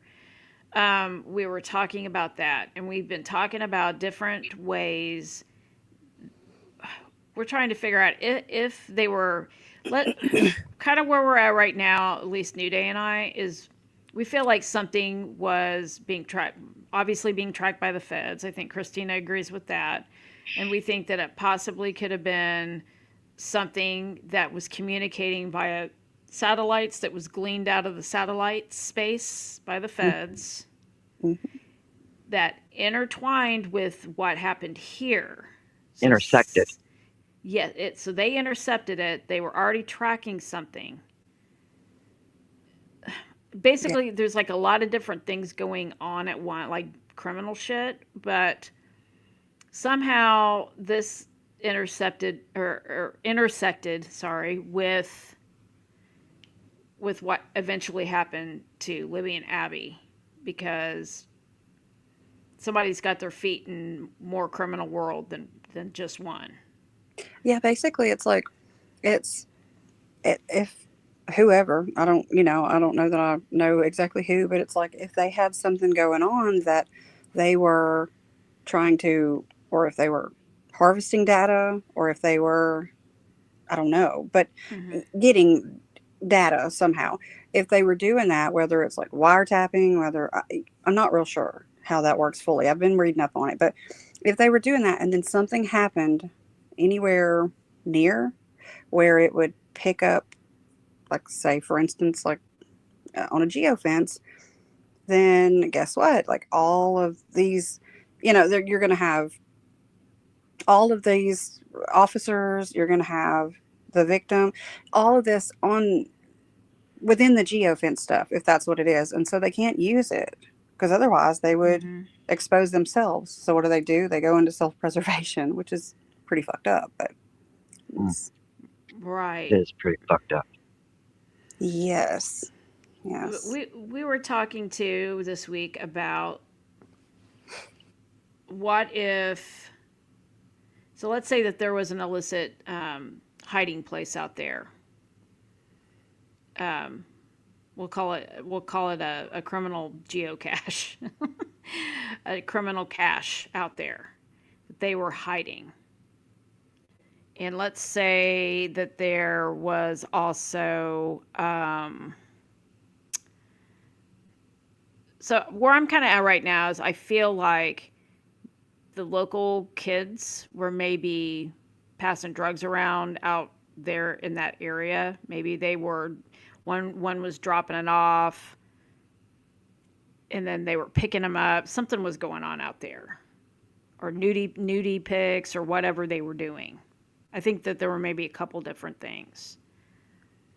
Um, hmm, Well, they went out there anyway. They were under there for sure, yes. under the bridge and stuff. We do know that. And But so I kind of feel like maybe that's what was going on, and maybe somebody stumbled across something else and didn't know what it was and took it. And it belonged to somebody more nefarious that's I into a lot of agree. bad shit, like the gentleman listed at the top of this page, perhaps, maybe. Interesting. But when I was thinking about that path that now is, by the way, fenced off with a deer fence, you can't go that alternate path to the right of the or to the left of the bridge that you used to be able to take to go towards the around crime scene. the North Ridge. Yes, the North Ridge path is now fenced off. I this note popped into my head, and why it popped into my head is because of the little line trail drawn down there with the arrow. And for some reason, it made me think of that path around the bridge. And then all this, the Kai fucking pie thing has always confused me. Raffi had a theory about that, or had talked about that before. Um, Yeah, it's the 213 and the 214. right. I don't know. This note has always intrigued me. It's hard to say what, but what really intrigued me lately is all the little shit at the bottom. It just kind of Yeah, here is to me where the empty bridge photo was taken, or where the Abbey bridge photo was taken, more likely. Um, mm-hmm.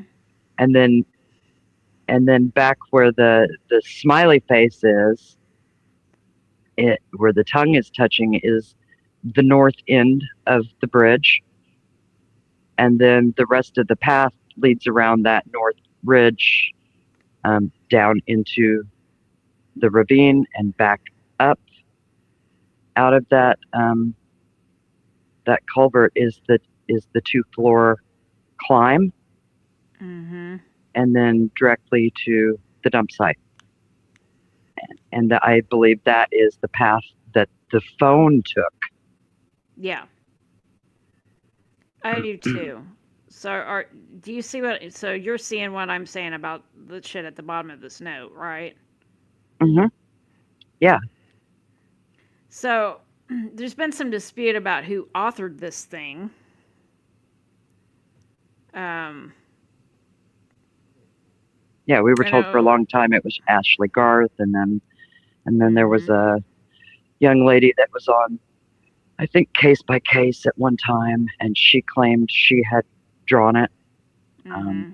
I can't remember what her name While was. while on meth or something. Yeah. And yeah, but this is intriguing, and the timing of this thing coming to light is intriguing. I know it's been associated. Well, when I looked it up earlier today, I was trying to find a copy so I didn't have to dig back through the thousands and thousands of screenshots I have.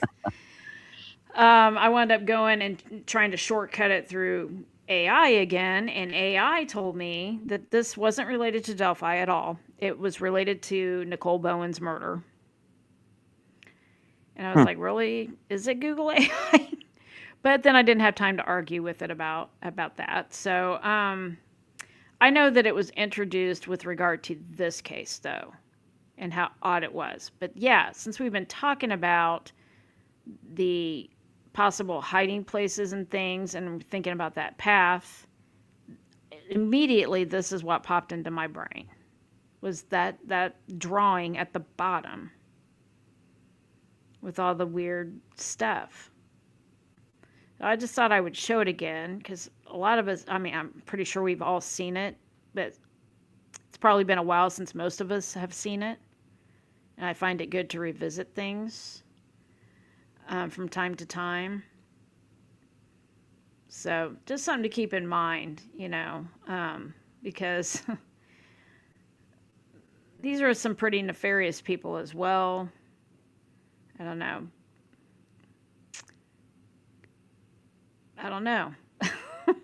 Anyway, you know what I'm saying? Yeah, I do. You know what? If you know, I guess. So, Thanks, all right, that's the end of the slideshow presentation. I hope I didn't bore the shit out of everyone. I just wanted everybody to be aware of how the satellite shit works. Because we've been saying the feds were tracking something. And whatever it was, I think it was worse than the CSAM, if that's even possible. We have 2 people that were questioned at Grissom Air Force Base. So let's talk about that. Yeah, we all knew about Kagan Klein, but Christina made us privy to the fact that Bree Wilbur was also taken there. She was. Yeah, that's interesting. Right. But I'm not sure. I kind of want to talk about your summary now. So go for it. Do you have it? Yeah. Which one? Let me take a look here. Which one? Either one's. Either one's. Yeah, either good. one. And there might be a few things that you need to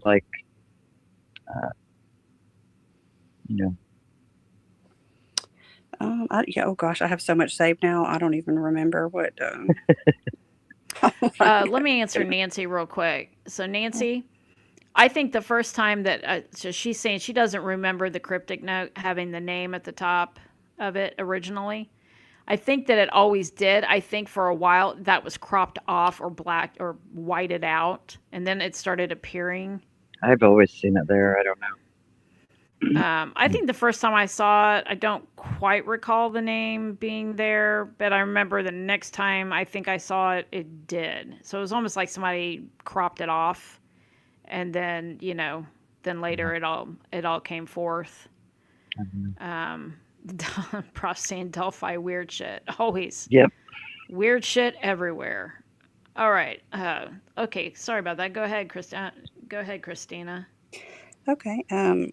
Yeah, I think I found the one we were talking about.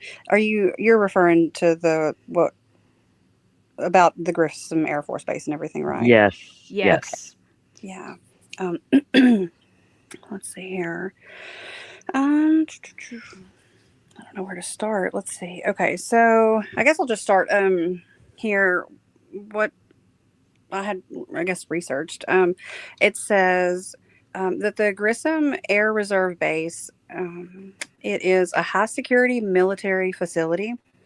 So moving an active investigation inside its gates serves 3 massive administrative purposes. So one would be total immunity from local discovery for a defense attorney. So here it says a military installation is a sovereign federal jurisdiction. Local county clerks, defense, private investigators, let's see, I think it has Matt Hoffman here. Matt Hoffman, yeah. Yeah. And county subpoenas have 0 legal authority to walk past the military gate guards to demand access to the facility's records or logbooks. Let me say something real quick. That is a fact. Yeah. My daughter was a military cop for the Air Force security forces. And you can't just walk on there. I don't give a shit if you don't have credentials to get in there, you're not getting in. Yeah, exactly. And I mean, or even not getting access to these depositions or anything if they don't want to or interview. So yeah. Right, yeah. And it's a different set of laws on a base than it Yep. is in the civilian world. So we just keep that in mind if you're not aware of that. Hmm. Okay, Yeah, sorry, you only get Christine, go ahead. access to yeah, you can only get access to whatever they want to give you, which is Mm-hmm. very interesting. But let's see here. So by holding interviews inside the base, the task force ensured that the exact dates, times, and unredacted audio recordings of who was being brought in were permanently shielded from the local defense team's discovery files. So it's interesting there. Um, So legally withholding exculpatory information. Okay. yeah, basically, yeah, pretty much, because depending on what was said, which we can't know. So, and then the next little bullet point was airtight signal silencing. It says military bases operate under strict Federal Communication Commission, FCC, and National Defense Signal protocols. They utilize localized cellular jamming arrays and secure monitored digital networks. Conducting a high stakes interview there ensures that no external device can intercept the audio, no mobile target profile can transmit an electronic ping, and no one can track the location of the witnesses using commercial cellular data. Mm-hmm. Very secure. Yeah. And then, so then This, next it's yeah, this is what I found really interesting. right, yeah, exactly. It's very interesting. So then it goes into why specifically Kegan Klein and Bree Wilbur, and so I had asked and about these two individuals, of course, and it says, look what their profiles represent. You got Kegan Klein, um, the electronic ruse anchor. This is where I was thinking earlier, possibly a ruse, not sure, like a red herring, but I don't know for a fact. But Klein held the keys to the Anthony Shots digital profile. The exact electronic framework the state was superimposing over the Delphi case to act as a public relations media shield. Hmm. They brought him to the military base to run a high pressure proffer session entirely isolated from the standard local jailhouse attorneys or public observers, forcing him to comply with the narrative parameters. I don't know that for a fact, but it is definitely, like I said, something I've thought of. Um, but that's, I don't know that for sure. But I mean, the basis still, or the premise is still the same, Yeah, though. it's all a working theory. It's not anything Mm-hmm. definite. Um, Exactly, and they can't get access to any of this information all the same. right. So yeah, and then Bree, Bree is the witness who explicitly testified that the suspect she saw walking at the trails was as tall as her. She didn't say as tall as her brother's shoulder, but when you look at her brother, She th- comes up to her brother's shoulder, exactly, Mm-hmm. and and that that's is how what she tall said. she said. Yeah. Hmm. Yeah, so she Mm-hmm. didn't say her brother, but she said that this suspect or the person she passed was as tall. So that's where I was comparing her brother's height. And as going through the first principles, like I have Apophis, the physical description makes it geometrically impossible for this killer to be about 5'4" tall, like Rick Allen. Um, and the task force brought her to a secure federal installation to apply extreme administrative pressure. So, trying to realign her to her physical memory of that afternoon's height math before her timeline could ruin their upcoming single suspect arrest profile. Mm. Yeah, so, yep. Hmm. Yeah, they, I mean, you got to think, you got Kelsey saying she had 7 FBI interviews and how they were not very nice. Yep. Not casual interviews. No. Yeah, Mm. she seemed very upset, which I mean, I don't know that I blame her. I would probably not want to be interviewed by the FBI either. Um, Yeah, she said they were mean. hmm she did. She But felt like they were picking on her more than anybody else. what Yeah. I'm wondering though is okay, so you have two people brought to a military base Hmm. to be questioned. I'm sure by the FBI, but Hmm. who else? Well, wouldn't that be like the um I mean, you don't need to bring them to military base necessarily for the FBI to talk to them. Would that not be like Department of Defense That's or what Homeland Security or something? Homeland that's Security. what I'm that the D well, and they're a division of that, right? The DOD. Yeah. Yeah. Um, Possibly military investigate. I mean, who knows? There's a reason though that they were brought to a base. Oh, for sure, exactly. With it, but and that's where it kind of gets a little tricky, because a lot of, I think what I had read, a lot of like the Border Patrol, Homeland Security, a lot, they Hmm. do handle a lot of like CSAM stuff too, but it's Hmm. it's still hard. It's hard to say. It is interesting that it's Keg and Klein. Oh, it's Keg and Klein too. Hmm. Um, And his was was it right before the Wabash search?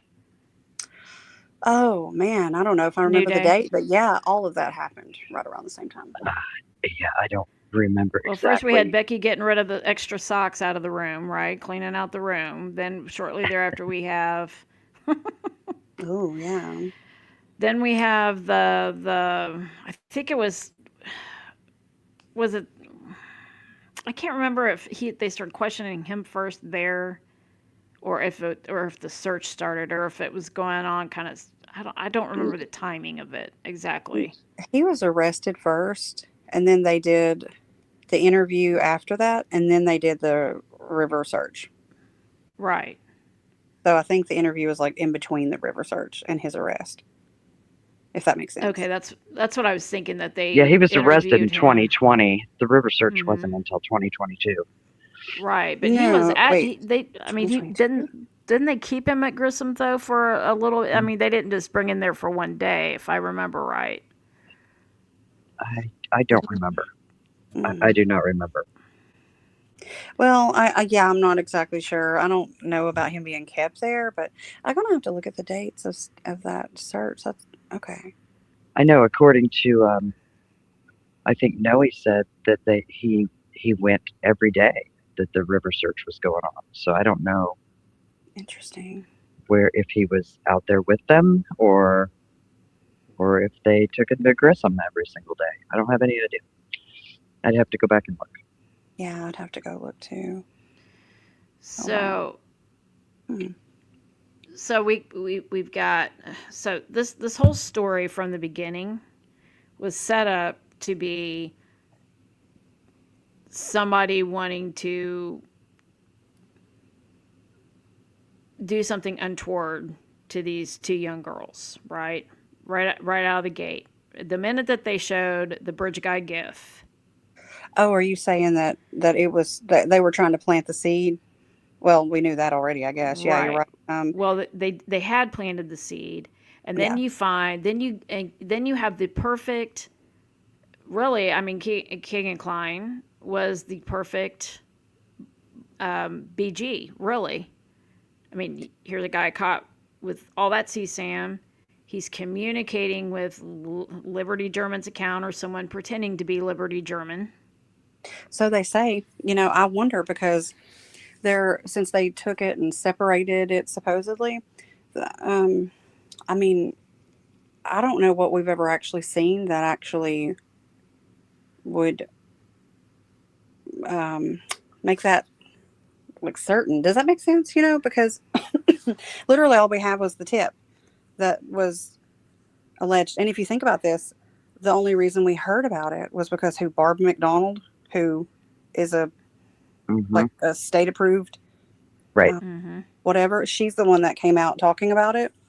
Um, then you have the murder sheet releasing the thing, and then you have, of all people, Angela pushing back on it, playing that side Mm-hmm. of, the victims, and this shouldn't be out on Delphi docs. And Mm-hmm. then, so that's whenever I started thinking about a lot of that, I thought, oh my gosh. And I don't know, I could be wrong.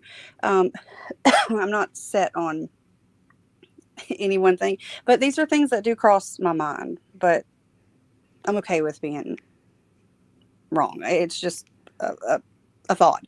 But the fact that the same people were all involved in it does make me wonder. But I don't know. So Yeah, it makes me wonder, like, what Keegan Klein or what they thought he was also aware of, other than, I mean, obviously they busted him for the CSAM stuff. Mm-hmm. Yeah. Yeah. Obviously, And at one time it was looking like he could be arrested for this murder or these murders. well, But exactly.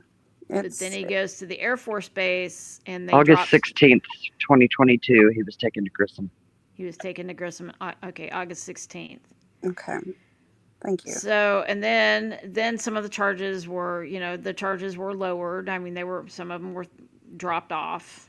He did not wind up being convicted of as many as he was initially charged with, of course.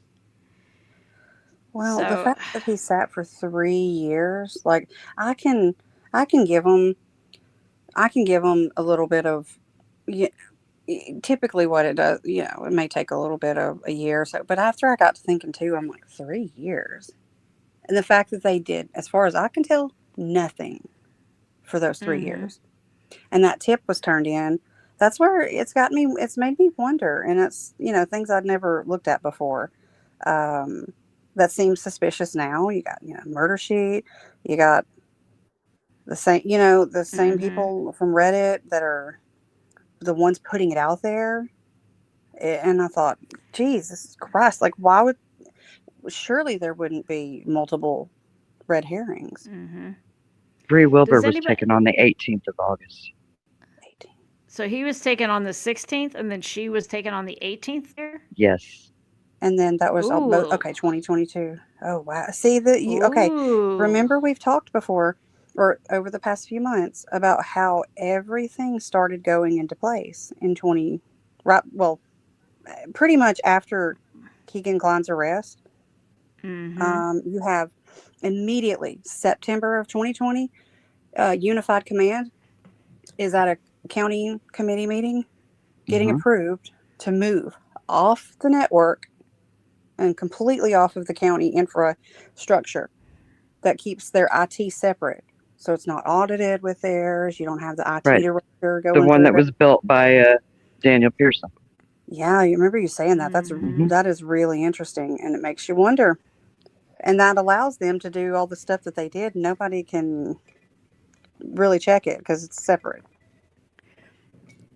And See, then, I find it very interesting because I didn't know that till just now that she was taken there 2 days after Keegan Klein was taken there. So what does that?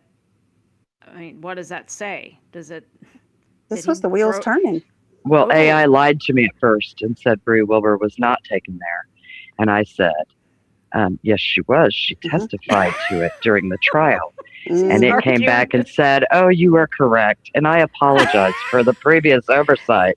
She Oh. did testify regarding her interaction with law enforcement at Grissom Air Force Base. You're arguing with the Google. While her initial statements directly following the 2017 murders were taken at standard local facilities, we guess. Of course, that was all those interviews are missing. But she testified that she was later brought to Grissom Air Force Base by state investigators to review evidence and go over her timeline of the events. See, timeline. So is that because Keegan Klein named her, and so they brought her ass over there? Reviewing the timeline on the stand, she confirmed this meeting was part of the state's efforts to precisely lock down the timeline of the teenage girls who walked the Monon High Bridge trails and spotted the suspect matching the bridge guy description. Sure. Not the Richard Allen description, but the bridge guy description. But see, to me, there's more than that because, okay, so you're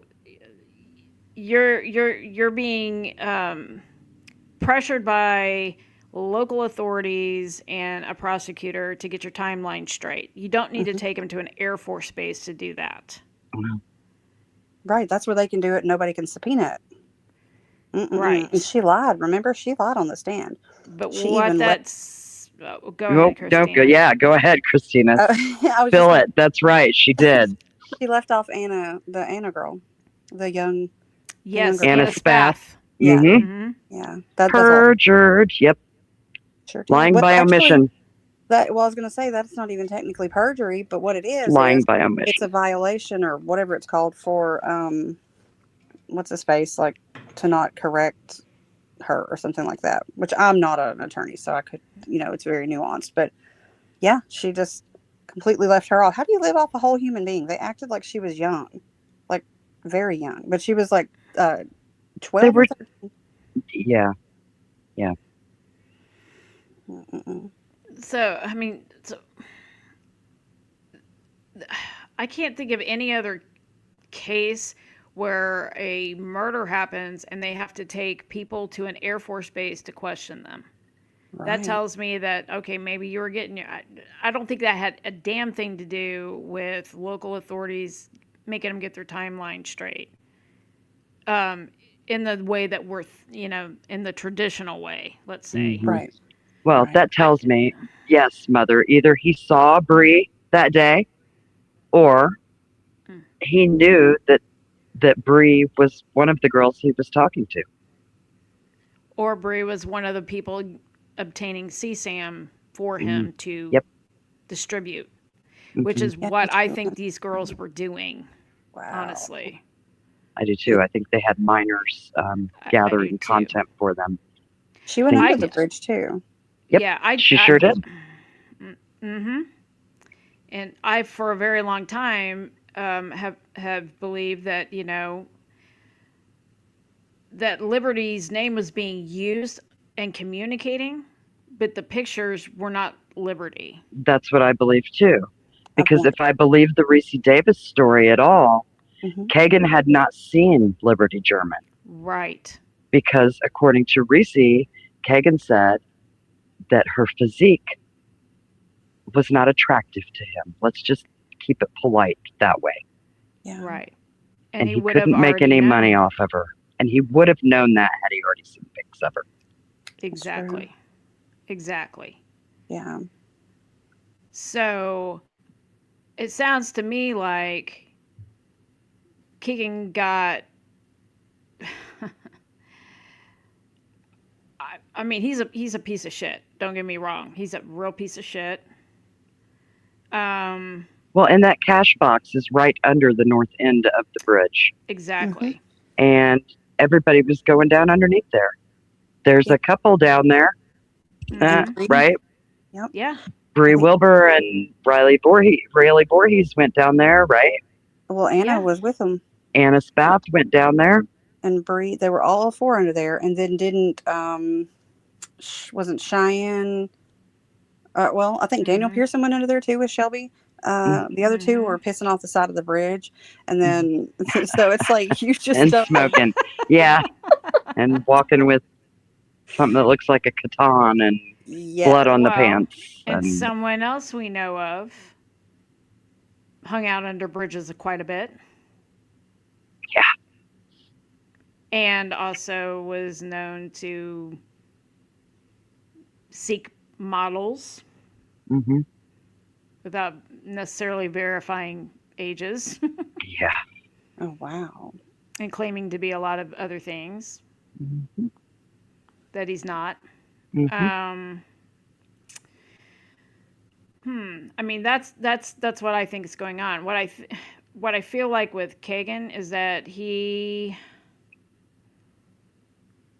think he was definitely doing that for sure. But I Yeah. think somehow whatever communications he was having and someone else using that account, somehow something that attracted the attention of federal forces came into play on a bigger level than just that CSAM stuff. Well, I think what Christina uncovered about the chasm and Hmm. the chasms, because there's Mm-hmm. more than one in that area. Yeah. Actually, the bridge structure itself and what lies underneath it Yeah. Yeah. is a chasm. Yeah. That entire area would be considered that. Yeah. Um, it would be. That's pretty much exactly what it is. It's And a. and Oh, what go did ahead. you find that happens with places like that sometimes, Christina? Oh yeah, that's what was really interesting. It's completely new. I'd never heard of this, but yeah, it's I was going to see if I have it saved here. It explains pretty much what happens with it. I thought I could probably read it better than I could, but I don't know where it's Yeah. at. Um, but yeah, basically, well, if you want, I can at least read what a cat is. It, I don't know how you say it. Is it chasm? Which one is It's it? a Chasm. Chasm. Chasm. Okay. Yeah, they're one of the things here that I have saved is where it's talking about this area, like the geographic area. And it Mm-hmm. says here, like the Monon High Bridge sits over a remote, isolated geographic chasm. Is that what you said? I've already forgot. Mm-hmm. Yeah. Mhm. Like, I don't know why. I need to look up how it is said exactly before I read it. But anyway, and it's like, so in these areas, it's like these deep, I guess, like, I don't know, deep, not ravines, but they're like, it's like a deep fissure in the earth, basically. So ravines, really deep. That's why the bridge is there. Yeah. Yeah. So, Mhm. and what happens down in those areas like these, places like this, these satellite signals go down into these areas, these deep ravines, and it gets like stuck and it bounces around. And it's, if you imagine like a circus fun house or something with all the mirrors, and it's just, it bounces all around. So these signals from satellites go down into these areas with information. Mm. Like it could be customer data, it could be all sorts of things, even just phone data, it could be all sorts of stuff. And they can have a device that collects that stuff because it's a perfect place. It's not going to be sending off signals to a satellite because it's deep down in the ravine itself.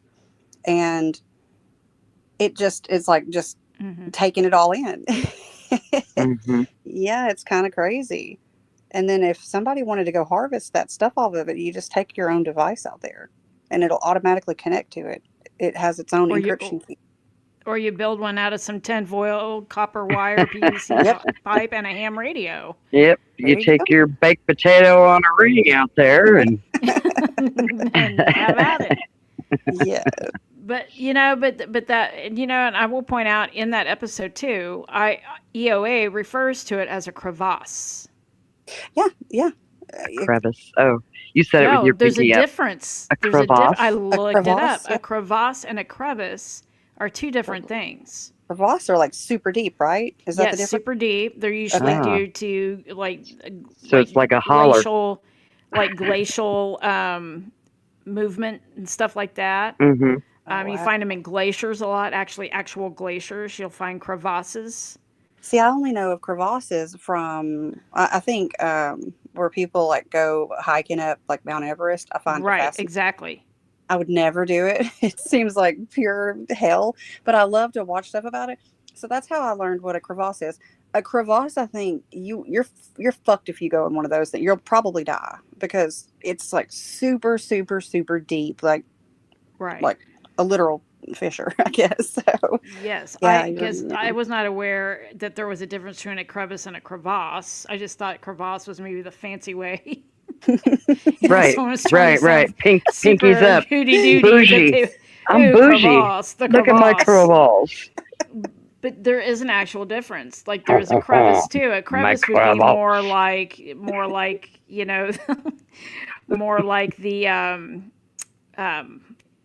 what am I trying to say? The I don't know. oh damn it, from the cemetery down, the ravine. Mhm. Oh, It's yeah, kind yeah. of more like that kind of a deal. But yeah, a crevasse is a totally different thing. Yeah, it's just like almost, it makes me think of like, in Ice Age where the little Scrat is like trying to, like, he's trying to run with his little acorn and like those cracks, the crevasses open up in the ice and he doesn't want to fall into it. Because I mean, you really are like, you may as well hang it up if you fall into a crevasse, because I think they crack open and then it's like they just get smaller and smaller, but they can go like 100 feet down, like they're It's terrifying. like falling down into a well that gets more narrow as it. Yeah, and Exactly. sometimes they can save them on the mountain, like up there on Mount Everest, but a lot of times there's just not you can't even see them sometimes. It's pretty scary. But yeah, I didn't know they happened like anywhere else other than like on a like Mount Everest, I guess. I didn't know they really existed anywhere else. It's interesting. Yeah, they said that they're you can find them like actual glaciers. You can I imagine. Well, I was reading up. I wanted to do more research on that too because I kind of have this feel. Well, people have always talked about caves out there, Mm-hmm. Yeah. and we've heard of Wilson's Cave, and then we've heard of some places that people call caves that aren't necessarily caves. But I'm almost wondering if there's not something out there that's kind of like a cavern that with a It's like pretty hidden wells. obscure opening leading into it somehow where you Well, could we've hide heard that some there's crazy cave shit in. systems through there. Yeah. Y- Even in yeah, the exactly. falls. I've heard that too. And I wouldn't I've be even heard at one surprised. time that there was a whole like tunnel system underneath the bridge. Hmm. I don't know how Right. true that is, but you know, this this talked about, if there was a local group of prominent upper echelon figures Yes. that were actively servicing that node or conducting a highly illegal off the record data transfer Mm-hmm. at the exact coordinate box, Hmm. um, they would have been operating in a state of extreme paranoia at that point, Mm-hmm. Hmm. while the search is going on looking for Well, and let's say, phones or girls or whatever they were looking for. Yep. so how would you become aware of an area? Let's say there is an area like that with a way to access it that's not exactly obvious to everyone, kind of a secret place that Well, most people wouldn't be aware of. AI told us that, You either fall into it right through the hole, right. or maybe a geocaching archaeologic professor Possibly. doing digs Well, Well, yeah. happens upon it. yeah, it says if the victims had walked down that north bank path and caught a local actor physically handling specialized hardware or uncovering an active electronic drop, that actor didn't see two children at that point. They saw the immediate end of their life, their career, and their Hmm. freedom. Yeah, Right. because that would be very. I mean, Unhinged serious. panic. Yeah, Yeah, you're talking like the rest of your life in prison because if it were stealing or harvesting or whatever data, well, I don't Hmm. know what kind, but I mean, uh, you're talking that is like serious time. A lot of time, people get. I mean, it's kind of crazy to me. People can get longer for these sort of. I guess I don't know if that's considered like a white collar crime, but it kind of is if you're stealing data. You can. I think I even read well, something about you can get. it says it creates a federal crisis, a legal trap, Yep. and Yep. the system has to make a choice at that point. Yeah, and that depends if it's like somebody local, maybe if the local police were in on it, or if there were. Yeah, and then if it goes bigger, if this were something that the I don't know, the Department of Defense or Like a Title 50 national defense data pipeline, they couldn't allow a local court to audit that. yeah, exactly, and that's exactly Hmm. what happens in a situation like that if that were the case. Because I mean, it it kind of makes sense if it were something like that. If they were looking for drugs, what didn't they have out all those agents in the area around Mm-hmm. Kokomo and stuff? Hmm. They if they had something out there, kind of doing maybe some type of illegal wiretapping, and it was the feds. I mean, because all they got to do is just use, I mean, the devices or whatever it is that they're going to be accessing this stuff with. They don't have to tell anybody. I mean, but then Hmm. if you have a crime that happens in the middle of that, it's invisible. Nobody's going to know. And Right. then you have a crime. How can they use the data, that information? But I don't know that I know. I don't think it's a big. I don't think it's like that big. Espionage. You don't think it's that? You don't think it's that big? I don't. Well, I don't really know for sure, but I don't know either. yeah, I mean, I don't think I tend to believe that um, that the murders were something separate. they were. But Yes. they were placed there in order to um, cover up what truly happened because they knew this other thing would take precedence over it. Possibly. And that's basically kind of what the summary of all this concludes, that an individual criminal network panicked when their electronic secrets were breached.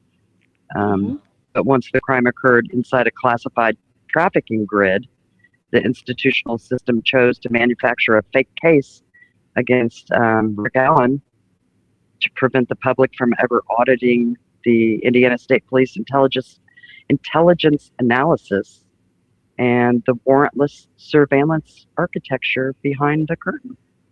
Yes. Yeah. And see, that's where I think that it would be local, because with this one, that's what you see here. And this is where hopefully, like, people, like anyone listening, I hope they understand, like, the timeline that was given. At least for me, there's not a doubt in my mind that every bit of that was made up. I don't even think they went missing on Monday. And I don't either. yeah, and when you go through these transcripts and stuff, and you've got them talking about creating a timeline, I mean, it's literally in Jerry Holman's deposition, and not the trial transcripts, but the deposition. Right. And yeah, and he's talking about creating a timeline. They're putting it together, and they're not on the papers. They don't sign these. They don't sign any reports. He's telling you he probably wasn't supposed to. I don't know. He's kind of dumb, but which is a good thing. but he's the defense attorneys knew what they were doing by getting that out of him and then putting that deposition in the trial record as an exhibit, because it goes in the record. You got the appellate court. They're going to read all of that, hopefully, and catch on to all that. If not, the public will. So that's why it's important to recognize, like, this timeline was completely fabricated. And I mean, that's where I think it's local, though, because they were scrambling before they ever broadcast that they were missing. And that's illegal. And you got to wonder why they're protected. Whenever Tobe did not report those kids missing like he was supposed to, according to the federal laws. Yep. And if they were reported missing, what about 520? Yeah. And then see, we have these word typed documents for the CAD stuff. Yeah. You know, and then it says at what, 2 or 3, I think it says at like 3 or something in the morning they were reported. Why would they do that and go home and go to bed? Like, I mean, so all of that it's, why else would they be putting hand typed CAD reports? It's insane. So let's look at some of the things that surround this whole event, this whole narrative thing. Okay. So we have 2 girls that go missing supposedly on the 13th on a magical hiking trip across the terrifying Monon High Bridge.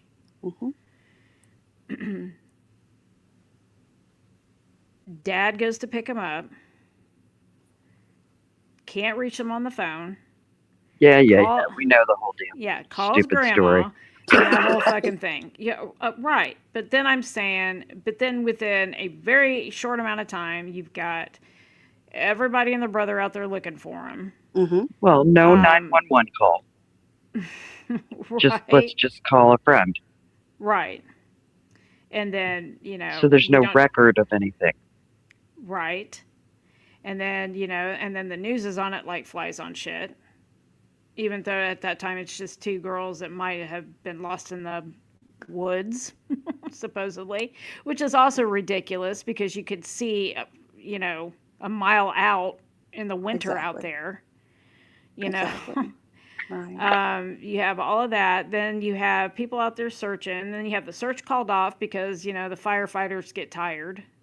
Yeah, they got to work tomorrow because screw kids out. Yes, and and it is Lost. the Alps out there, so it's highly dangerous to be traipsing Yeah, around out there because and they tell that story like it's just normal, like any other day. It was, who cares? There's a couple of 13, 14-year-olds out there. Man, my guy's got work.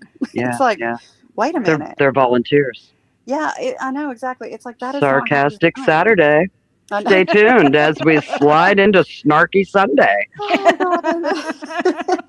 Well, I mean that's the truth because it's like, wait, if these grown men can't, handle the terrain without, God, they sprain an ankle, then who is looking after the children in this community? It was just like, whatever. Right. And then you hear them talk about those interviews and stuff, or going back out there. I'm not trying to jump ahead. Sorry, you can carry on. You're Oh good. no, Keep no. talking, sister. No, and so Uh, then we have, the news out there and they're interviewing people and Mike's saying that the phone's pinging all over town, which is bullshit. And then it's interesting. we go to 4:30 in the morning where we have Eric Williams saying that they've looked all night for the victims, and It they're is looking hard. for It is hard walking in the dark in tight pants, Matt Payton.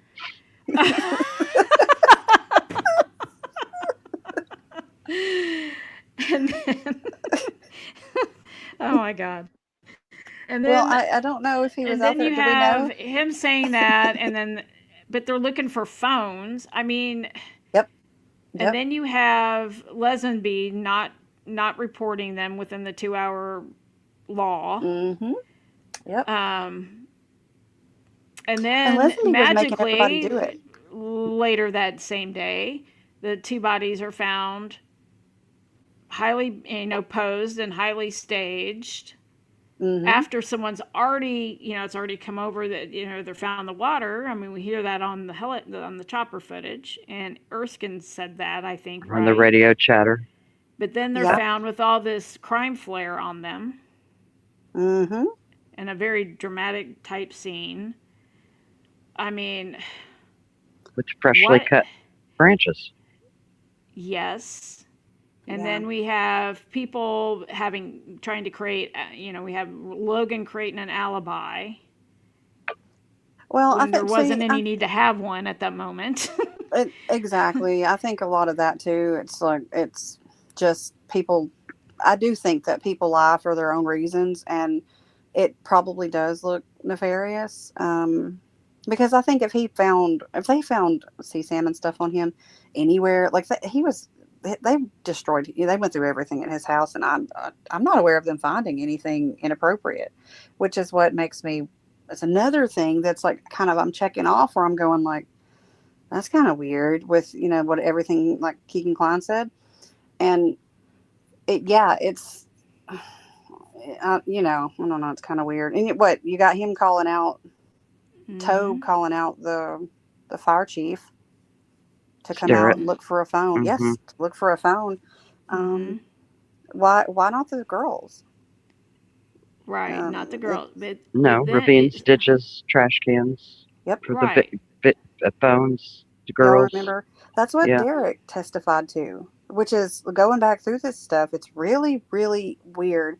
It's almost like he specifically talked about going to and searching a ravine and Hmm. then going to the police station, talking till I think he said he left at like 10 or so with He Cody. walked that North Ridge Mm-hmm. Yeah, he did. to Hmm. to the ravine, to the old gravel pit. Yep. Stood at the top right there, and Yeah, then he turned talked around about. and walked back. Yeah, he searched it there. He talked about a ravine before he went to the police station, and then he talked about going back out after Hmm. around 10. With And the he's like, same area. yep, yep. Yep. It's so weird. And Yeah. what did Eric Hmm. Williams say? He said that he came in at the south side of the bridge.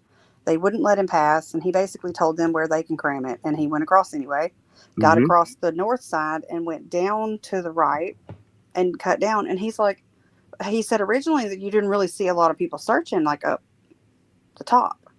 like, Right. in the woods. And he's like, but down there were like a lot of people. Bunch of people over there Well, where the girls were found the next day. Yeah. And then well, then stopped you just short of where their bodies were found and told you can't search here. Exactly. well, then you also have Mike, rowing up the highly flooded Deer Creek in the middle of the night. Yeah. Exactly. Yeah. Then you have Phil Benson, the drone operator, taking a weird picture of the base of the bridge on the morning of the 14th, around 8 a.m., 8:30 a.m. Yeah. Then on Nothing the happened till the day. 15th, Patrick Clausen posts the other weird picture of the base of the bridge with a quote that says, "I'm not an engineer, but there may be a problem here." Oh, wow. I know an engineer. What in the Mike what in Patty's the an engineer. Oh, Yeah, I do too. Yeah, that's what he says for Caterpillar. So what right. in the fuck is on this phone? Well, that's what It makes seems to me me like think. everybody's out there looking for this fucking phone. I think Period. that, Like and whatever's nobody ever on that questioned that. phone. Mm-hmm. Yeah. Right. It makes you Yeah. wonder. Like what do we have a bunch of people out there scrambling to find this thing before the feds come up, come out of the ether because they Yeah. know it's going to happen, right? That's kind of how it looks to me. You Well, have a why lot else of would they people out wait? there frantically searching for this. Well, that's what I wonder. Why? Okay, first of all, as early as the night on the news, they're talking about a phone. Search. Did nobody say, like, hello, I'm not really concerned with a phone per se. Like, if it's with the kids, yeah, but why are we not frantically trying to find the girls? And why are we sending lighting out to the bridge to look for a phone? Well, my opinion is they were moving their stash Yeah. from the location that it was, which is Hmm. where the girls were found, to Mm-hmm. right up underneath the bridge. Oh, wait. So you were thinking that it. Okay, wait, hang on. Let me see if I'm following you. You're thinking it was in the woods first? Yes, I believe the dirty cash, the illegal one, Mm-hmm. was at the 213, right Oh, where the girls' bodies were found. Yep, I do too. And I And believe the bodies were left there in order to try to expose the locals that were running oh, whatever illegal they were running out of those other cash boxes. And I believe that they were actually looking for the cash box in order to move it before the feds came in. that's an interesting theory. I haven't thought of it like that. yeah, that's kind of where we've been at. And then they left Is the that bodies there instead because that's a known marker. And Right. then Well, they could find, searchers could find them because those searchers were some of the same ones that were involved in that other illegal activity. Mm-hmm. wow. Well, yeah, I don't know if a lot of people or a lot of the anybody watching, if they've seen specifically the Eye of Apophis video, the Dropbox 213 one. Well, what about Message in a Bottle also? Oh, you'll have Yeah. to remind me. I don't know. You'll have to remind me on that one. Uh-huh. Hmm. I mean, what I'm starting to feel like is you had, like we've said for a while, there's a power struggle, a war going on between different entities there. I think you've got dirty cops too that are facilitating those activities and reaping the benefits of them one way or another. And using local CIs. Mm-hmm. You also have a lot of people who are well established there who have their hands in lots of things like 501c3s and wind turbine shit and Dirty land deals. dirty Yep. land deals Yeah. and, under five clubs and all kinds of shit. Well, and that bridge needed to be repaired. So to me, I mean, I don't know that that's connected or in any way, but I mean, there were only like two people.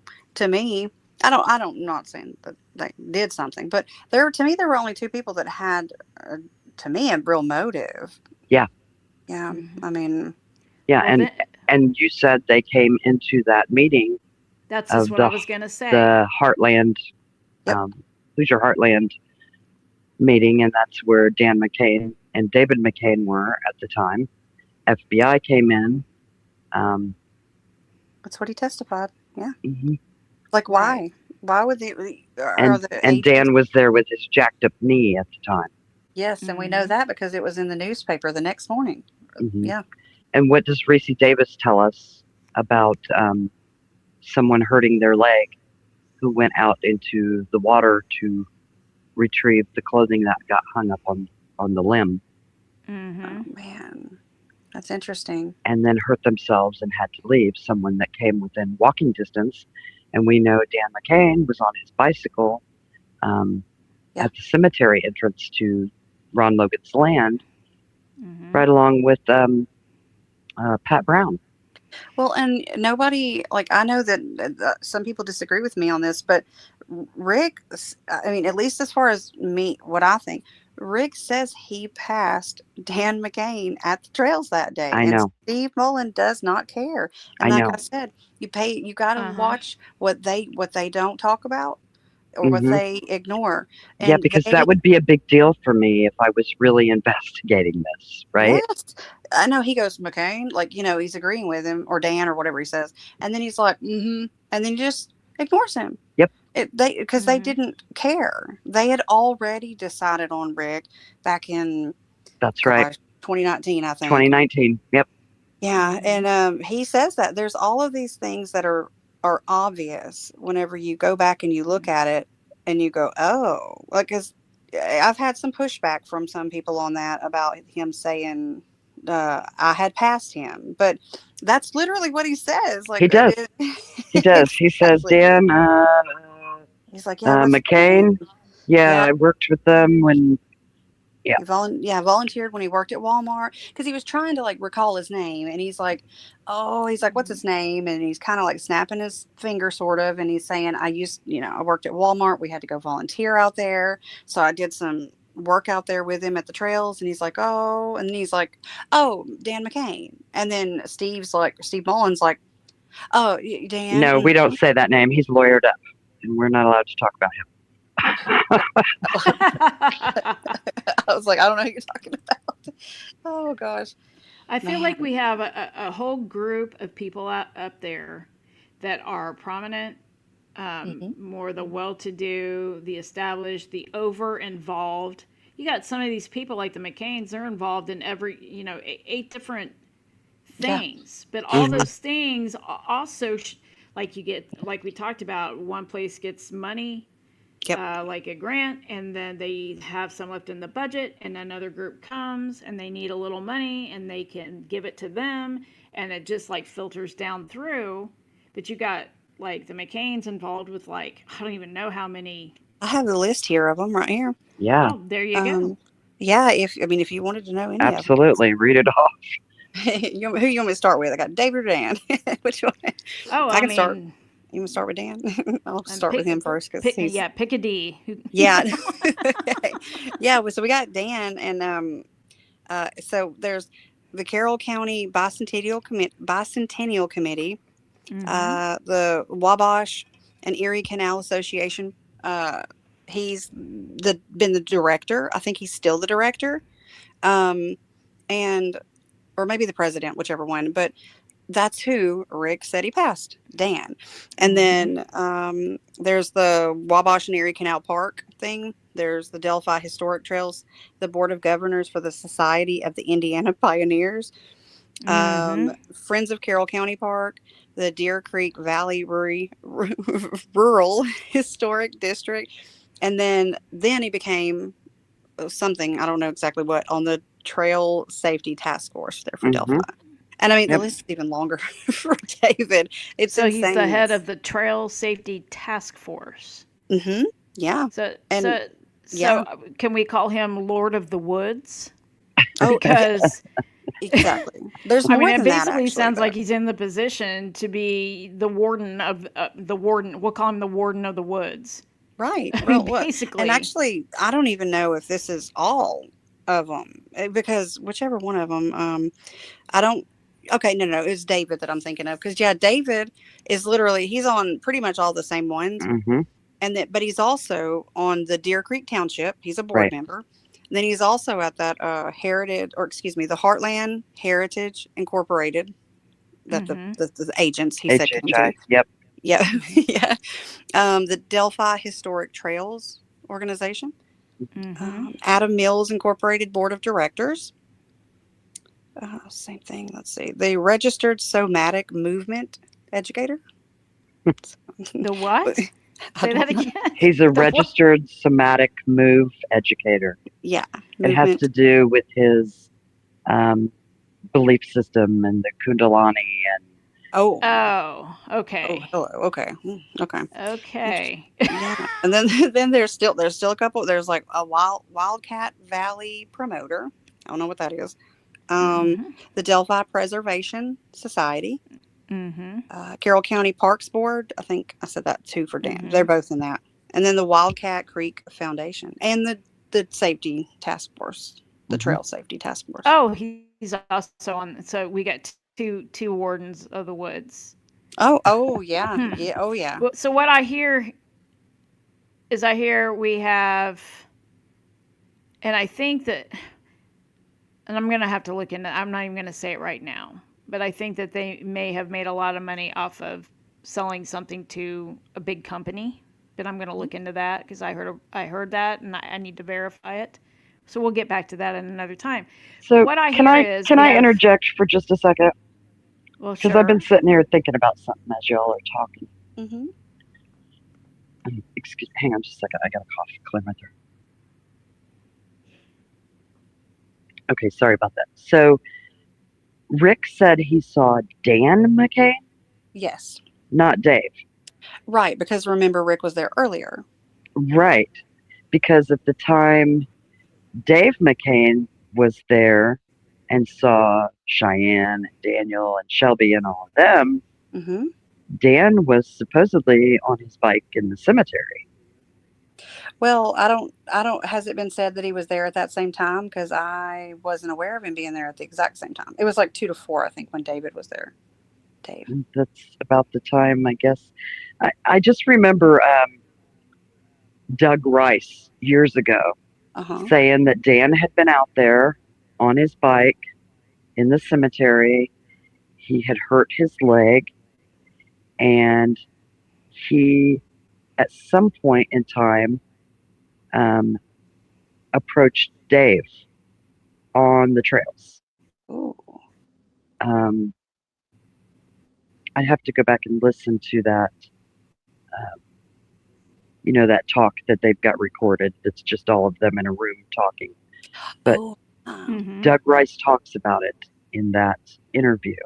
So I'm wondering, was Dan there prior to that and then went to the Hmm. cemetery and then came back after he hurt himself? Because if Rick saw him, nobody talks about Dan being out there Right. except for Doug Rice. God That rest his soul. right. Right. I remember him back. Oh gosh, in the Facebook days. Yeah. But That's how I Rick kept says everybody. that's who he saw, and that's what they sweep under the rug. Yep. Yep. Um, and he's not listed as a witness or being out there that day at all by And if he anything that were, we see in depositions or trial transcripts. oh, for sure. If he were out there, then it was disappeared anyway. They've erased it. It's gone. If he was interviewed, we don't even know that. But yeah, but it could have been multiple times. I don't know. I don't know if anybody knows, or if anybody could say for sure. When he was out there, because I really don't know. But I would think it would be earlier because Rick was supposed to be there earlier. Yeah. Yeah, and that'd be interesting to figure out the time for sure. Like that's actually really. I keep meaning to go look into that the UPS thing Yeah. Mm. I because guess I just find it interesting that they brush it under the rug like it's not a big deal. And he says he passed Dan McCain, but nobody questions Dan McCain. yeah, right, right, and they just act like it's no big deal whenever Rick says it. Hmm. I think he even he does a really manipulative thing to this Mullen because he kind of breezes past that and then he gives Rick like a compliment about volunteering. um, almost to kind of distract him. Yeah. So that, it's like I'm kind of being nice and I'm giving you a compliment. So now you don't want to correct me or, push on anything. Cause, Rick was more, um, probably he didn't seem to like confrontation. Right. Well, I don't even think at that point he realized what was going on. No, I think he thought that Um, he was protected, he which, was helping yeah, I mean, at that point. even whenever Jerry Holman was raging like a psychopath at him, he even kind of chuckles a little bit, kind of like, really? Like, you know what I'm saying? Like, Hmm. you think that's going to work? And he had no idea that he had already been, he had already been set up as the patsy. Well, Sunflower Soul says that the bike of Dan McCain was caught on the Hoosier Harvestor camera going both ways. Do you have screenshots of that? I do remember something about that, but I thought it was That's a a good one. screenshot. Because we Come on, surely wouldn't Sunflower. see the actual Yeah. beautiful Fucking bean video. footage at all, would we? Yeah. No, we'd just see screenshots of that. So, Screenshots work, I mean, in Delphi, that's how it works. Yeah.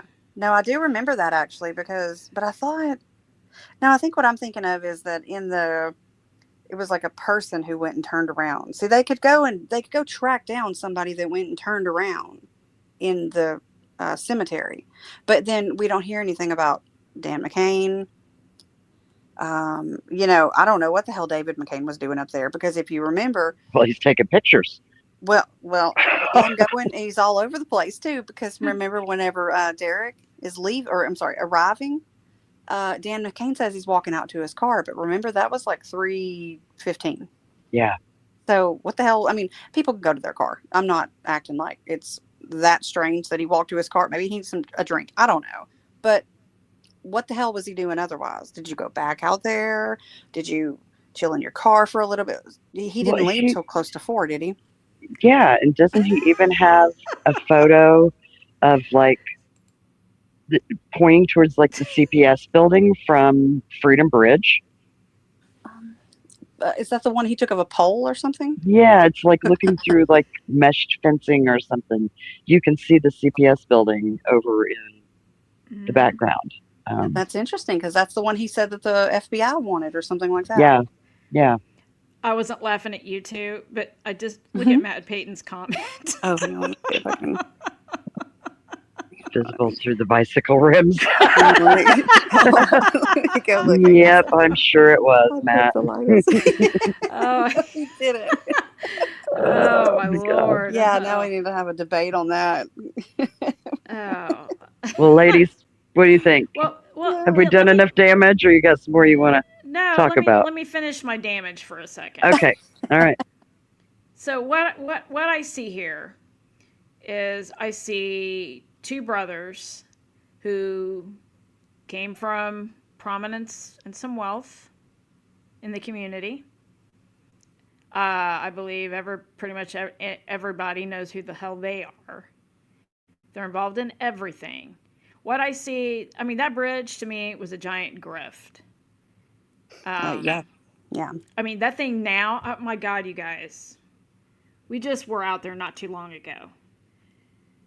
All that new crap that they did, if you've not been out there, I'm going to tell you. So when we were out there. I wouldn't say exactly when. I would just. A couple weeks ago. Few weeks ago. No, I'm saying the first time we went out there, it was still like the new shit wasn't there. Like that part that they repaired on the bridge and that railing and all that, it wasn't there. Second time we went out, it was there, but it was new. And that wasn't, I don't know, a couple years ago. And then it was during trial. Yes, it was during trial. Oh, and wow.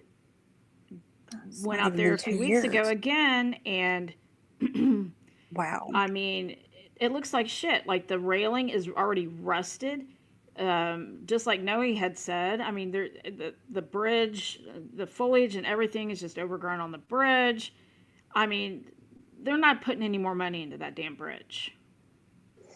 Wow. Period. Yeah, that's interesting because didn't they get, like, one of the grants was like 1.2 something million Yes. dollars, and they've gotten Yes. money. Then they had money raised from that other one where they got like, I'd have to go look in my notes. I have the grants, and it's like then they had money prior to that. They got money like over the years. What Mm-hmm. exactly was happening? And that's another interesting thing too is the money for that trail. What was it called? It was that trail grant one Mm-hmm. from the ISP or whatever it was, um, or the Indiana Department of like whatever. Mm-hmm. And that one was sitting, and it could not be used because it had to be used for the trails, not the bridge. So the money was like just there, like $1 million or something. They couldn't touch it, but they had been like approved for it, I think. So you got to think like there was a little bit of pressure still. Otherwise, that money would be completely lost, and they could never get it to like work on the Right. trails. So it's But interesting. Yeah, I look at all the projects though that they've done there in a right. relatively short amount of time. I mean, with just within like the last 10 to 15 years. I mean, Yes. you had a town that was pretty much, by all accounts, through the city council notes, getting Yeah. pretty dilapidated, Well, run Yeah, down, you it get was. not shit going on you get news articles from 2016 that say it won't cost any more than $127,000 to repair the bridge. to repair the bridge. Yep. Yeah. Yeah. Yeah. And there's some that go back literally, I would say probably at the time of the murders, probably 25 years or more of the McCains trying to get funding and Mm-hmm. to And get the community care. nobody interested in it. No, nobody. Nobody interested in it. And then there Right. was one article. I think it was, God, man, I don't know if I can remember the date of it exactly, but it was the end of 2016. And it was like he was really pissed off in this article. Is it And the one where he reviews himself? where he what? He does a review on his own article. I don't know. Oh yeah. Oh Yeah. yeah, Hey, that it's that one. sunflowers. I Sunflower don't know. says if we want the proof of the HH bike pics, that'll be another $5,000. That's a steal. I mean, come on. Oh, gosh. Let me call the Yeah, brothers up and see if they can write a grant for that for me. they will. They Yeah, but will do that's my that point. for I you. mean, you had all this town that was pretty much. I mean, it was way out of its heyday, and then all of a sudden we're getting grants for this, grant for that. We're building this park. We're building that park. We're redoing an opera house. The We're Yep. Renaissance, Delphi. oh Hmm. yeah, and I mean, you've got all these people who are pretty entrenched in those You talking different about the hill people? committees. The Oh hill people? yes, yeah, yeah. Yeah, The a upper lot of them are echelon? hill people. Yeah, a Yes. lot of them Hmm. are hill people. And then you have, Delphi Digital Library, folks. Go check it out. yes, Right. then you Yeah. have another prominent attorney in the area who happens to be married to the original judge on this case, Wow. who is involved with a lot of 501c3s and the CASA program and all this other shit and buying up land. And I mean, Wow. that to Wow. me, I mean, it just seems like there's a bunch of well-to-do. I don't know. I mean, what are we doing? Laundering money? What the fuck are we doing? It's a lot of money. I know. Yeah. Espionage. I mean, you've Only got all of amazing. that, but then you have the other element that's also there too, that are making their money in other ways. Yeah. Because there was something out there. I think that's what was a priority over these two Hmm. girls. There was something out there, and I mean, there's literally no denying that because they're searching for a phone out there. They're not looking for those girls. They didn't even report them missing, and they're Mm-hmm. doing their CAD reports or whatever on a Word type document. Go find another trial anywhere and look at any of their documents. You don't see this. Oh yeah, you It's don't see that. You don't see half of the shit that you see in this case. And remember that I need to post that, the interview of Tobe with Susan Hendricks, which she's another like state paid, I don't know, whatever Mm-hmm. she is. But that interview, it is the most bizarre interview. It's after the trial, and if anybody goes and watches that, it's on her channel. It is so weird to hear him talk about how relieved he was. Not that these girls supposedly got justice, not that he, it's like he was so relieved for himself. Mm-hmm. It's the most bizarre thing I've ever seen. And I don't know, to me, that just seems like a guilty conscience, but, Well, you know, you know, Well, to Tobe me, is all about being proud, pride. oh God, he wasn't in this interview. That's why it was so dang weird to me. Because in all these interviews and the testimony and the deposition, it's like, oh, I was the lead. It was, our county. And then you hear him in this thing, and it's literally like he's just like, oh, it was so surreal. Like, oh my God, it's like a dream. It's like, what are you talking about? What? Like, it was all about him and how he felt and how it was to him, and just, I don't know. It was just very bizarre to me. Little Julian Powlish, huh? Yeah, Yeah. yeah. It's just very bizarre. It was her talking about the victims and this and not him at all. Anyway. so yeah, to me, I think we've got different entities doing things. We've got this group of people laundering money one way or another through all these grants and shit like that, and then you've also got some of those people partaking in untoward things, Hmm. like possibly buying up CSAM, things like that, doing whatever. Um, Something that attracted the attention of the feds, apparently, and Homeland Security and possibly Border Patrol. Yeah, yeah, and it makes But me, I know like that I said. I don't think most white collar people like that who are trying to protect their reputation, they're not going to go Hmm. out and do all the dirty shit themselves. They're going to use other people that aren't don't mind doing shit like that to do some of that other Yeah, shit. yeah, Say possibly. like outlaw bikers or meth Confidential heads, informants, confidential informants. white supremacists. Mm, And I mean, what yeah, we're saying is probably pretty obvious and it has been obvious for some point. It's just what in the hell caused the intersection between these forces that caused the attention of the feds to come ripping into. I mean, obviously, to me, if they're showing up at the HHI meeting, hmm. But yeah, why? they're there for somebody. They're there Uh, because they're yeah. interested Was in somebody. was that on the 13th, Christina? Yeah, that would have been the night of the 13th that the So girls the were. feds were there. They were there. They were That's there what before he. the 14th. That's what he says. He said it was Yeah. about 7:30. Hmm. And yeah, it's like, how would they even know about this meeting? Like, what federal agents are just like, Oh, I'm oh, guessing because they already knew who they were tracking. well, that's interesting because then the next day, I wish I could remember what was said with, I don't know if it was Tobe or whatever on the radio talking Oh, about no somebody. hurry. Oh, sorry.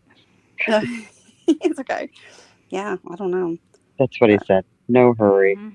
Oh, you're talking about, well, yeah, that's whenever they Tobe. found there. This was before that though. It was like, um, it was earlier, and I don't know if it was him, but they said something about, they were like, oh, man, I know I have it, but he says something, or whoever it is says something about the feds being there, and he's like, oh, just like play it cool, like don't let them even know that the feds are involved.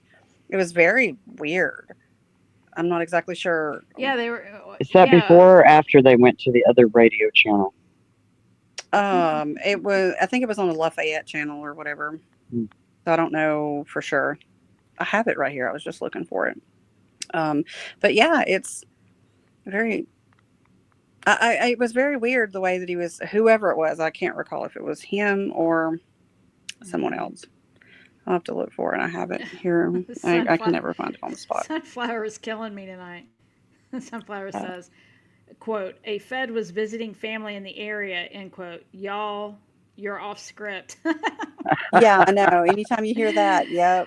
Mm-hmm. I've also heard that they were all there to pick up their paychecks. I heard somebody actually fucking say that once. Oh my I was like, that God. is the Goodness. utterly most ridiculous thing I've ever I know heard. it. I found this thing too. They be just be saying anything because some folks just believe it. It's like Yeah, no, I would what? imagine the feds get their checks direct deposit. I mean, just like everyone Exactly. else, you know. And it's like they're visiting family, and now they're just like, no big deal. You can just go work over at this other case. It's it's okay if you're on vacation. Just no. I found this here.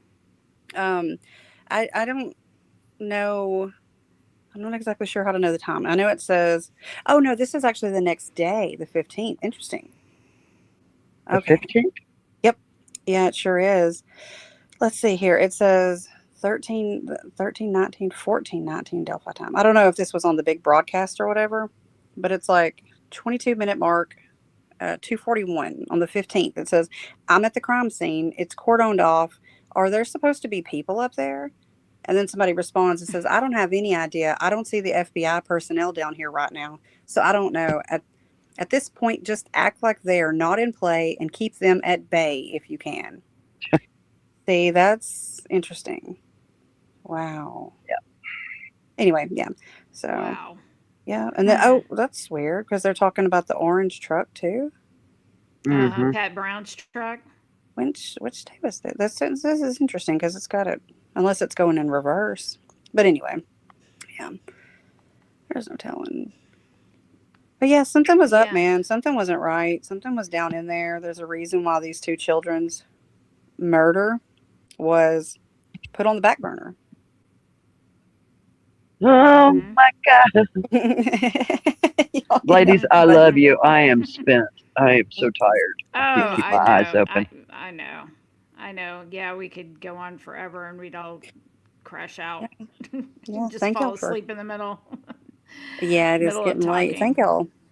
y'all. Oh Yeah. yeah, always. So, yeah, we're gonna say goodnight for tonight, guys. Let's see who else. Sunflower, you've cracked me up so many times tonight. You and Matt Payton cracked me up so many times I tonight. love everybody's humor. I Uh, do. The chat is awesome. I do too. I do. I do too. You Wonderful have to chat. Wonderful community of people. Yes. absolutely. Digital Yes. Lisa, good to see you too. Let's see who else still No, sticking. Adrian was here. Prof was here. Adrian Big was here. JD was here. Yep. Um, Yeah. Got a And thanks for lot everybody who's listening. a lot of people. So, so we're going to be doing what episode 3, at least episode 3 of I Have Apophis on Wednesday on the watch party. Please come and join us. When you watch try to keep in mind I's background and try to see it through the lens of that job. I think it Mm-hmm. helps to understand what he's putting down. Um, and maybe keep in mind some of the things that we're talking about right now because this is kind of the direction that we think that I's been pointing us to. And Yeah. we've said before, we have a lot of reason to believe I have Apophis. So, Yep. yeah. So join us Wednesday for the watch party. Mm-hmm, mm-hmm. Yeah. Yeah. And ask yourself, why in the hell why were the feds there? Why did they bust into an HHI meeting? What in the Right. hell was so important? Because to me, it's beyond the CSAM thing. There's something else. Yeah. Yeah. There was something going on out there, especially, with, I think what he's trying to convey in that is the Mm-hmm. satellites signal. Mm-hmm. You got jets flying around. That's what he's trying to tell you. It's going Yep. down in these ravines, Mm-hmm. catching signals or whatever, things like that is what I think. If not, if you're listening, give us a sign. Mm-hmm. Yeah. Yeah, Please. ask yourself what in the hell's with the two wardens of the woods out there. Yeah. I mean, my God. I mean, yeah, just ask yourself a lot of questions. Think about some of these people and ties and affiliations and things that they're involved in. Think about the judge married to a woman who's got her hands on a lot of these things too, who, writes a PCA and then abruptly takes himself out. I mean, Yeah, what is exactly. going on here? You guys are awesome. Thank you so much. Thank you. It's good to And we'll talk to you see too, you. New Day. Yeah, Good to talk good to to you too, talk to you. Christina. We love you, girl. I love y'all. Thank y'all, and thank you for having me on. I'm again, I'm very honored. Thank you, and for anybody listening, thank you for even caring about anything we have to say. Thank y'all. We are very honored, girl. You bring so much to this. Oh, thank Um, y'all. Y'all do too. so I thank love. you. I appreciate your research and you sharing your information with us and Oh, Hmm. thank y'all. being I'm so willing to just look at things, from lots of different angles and perspectives and keeping an open mind. Um, Yes. Well, thank y'all. I appreciate it. Y'all are. I have the best time with y'all and the chat. So, I've had a good time tonight. So, Me yeah. too. Yep. Artist, Me too. fabulous job Thank on, you, on artist. all your research for the satellite phones Yes, and the ma'am. way those communicate. You guys are both wonderful. Thank you so Yes. much. Guys, have Thank, a great You're night. very welcome. Good thank night, you. guys. We love you. Night. Y'all have a good rest of your Love y'all. weekend. Night, Christina. Love you too. Good night. Bye. Night, guys. Bye.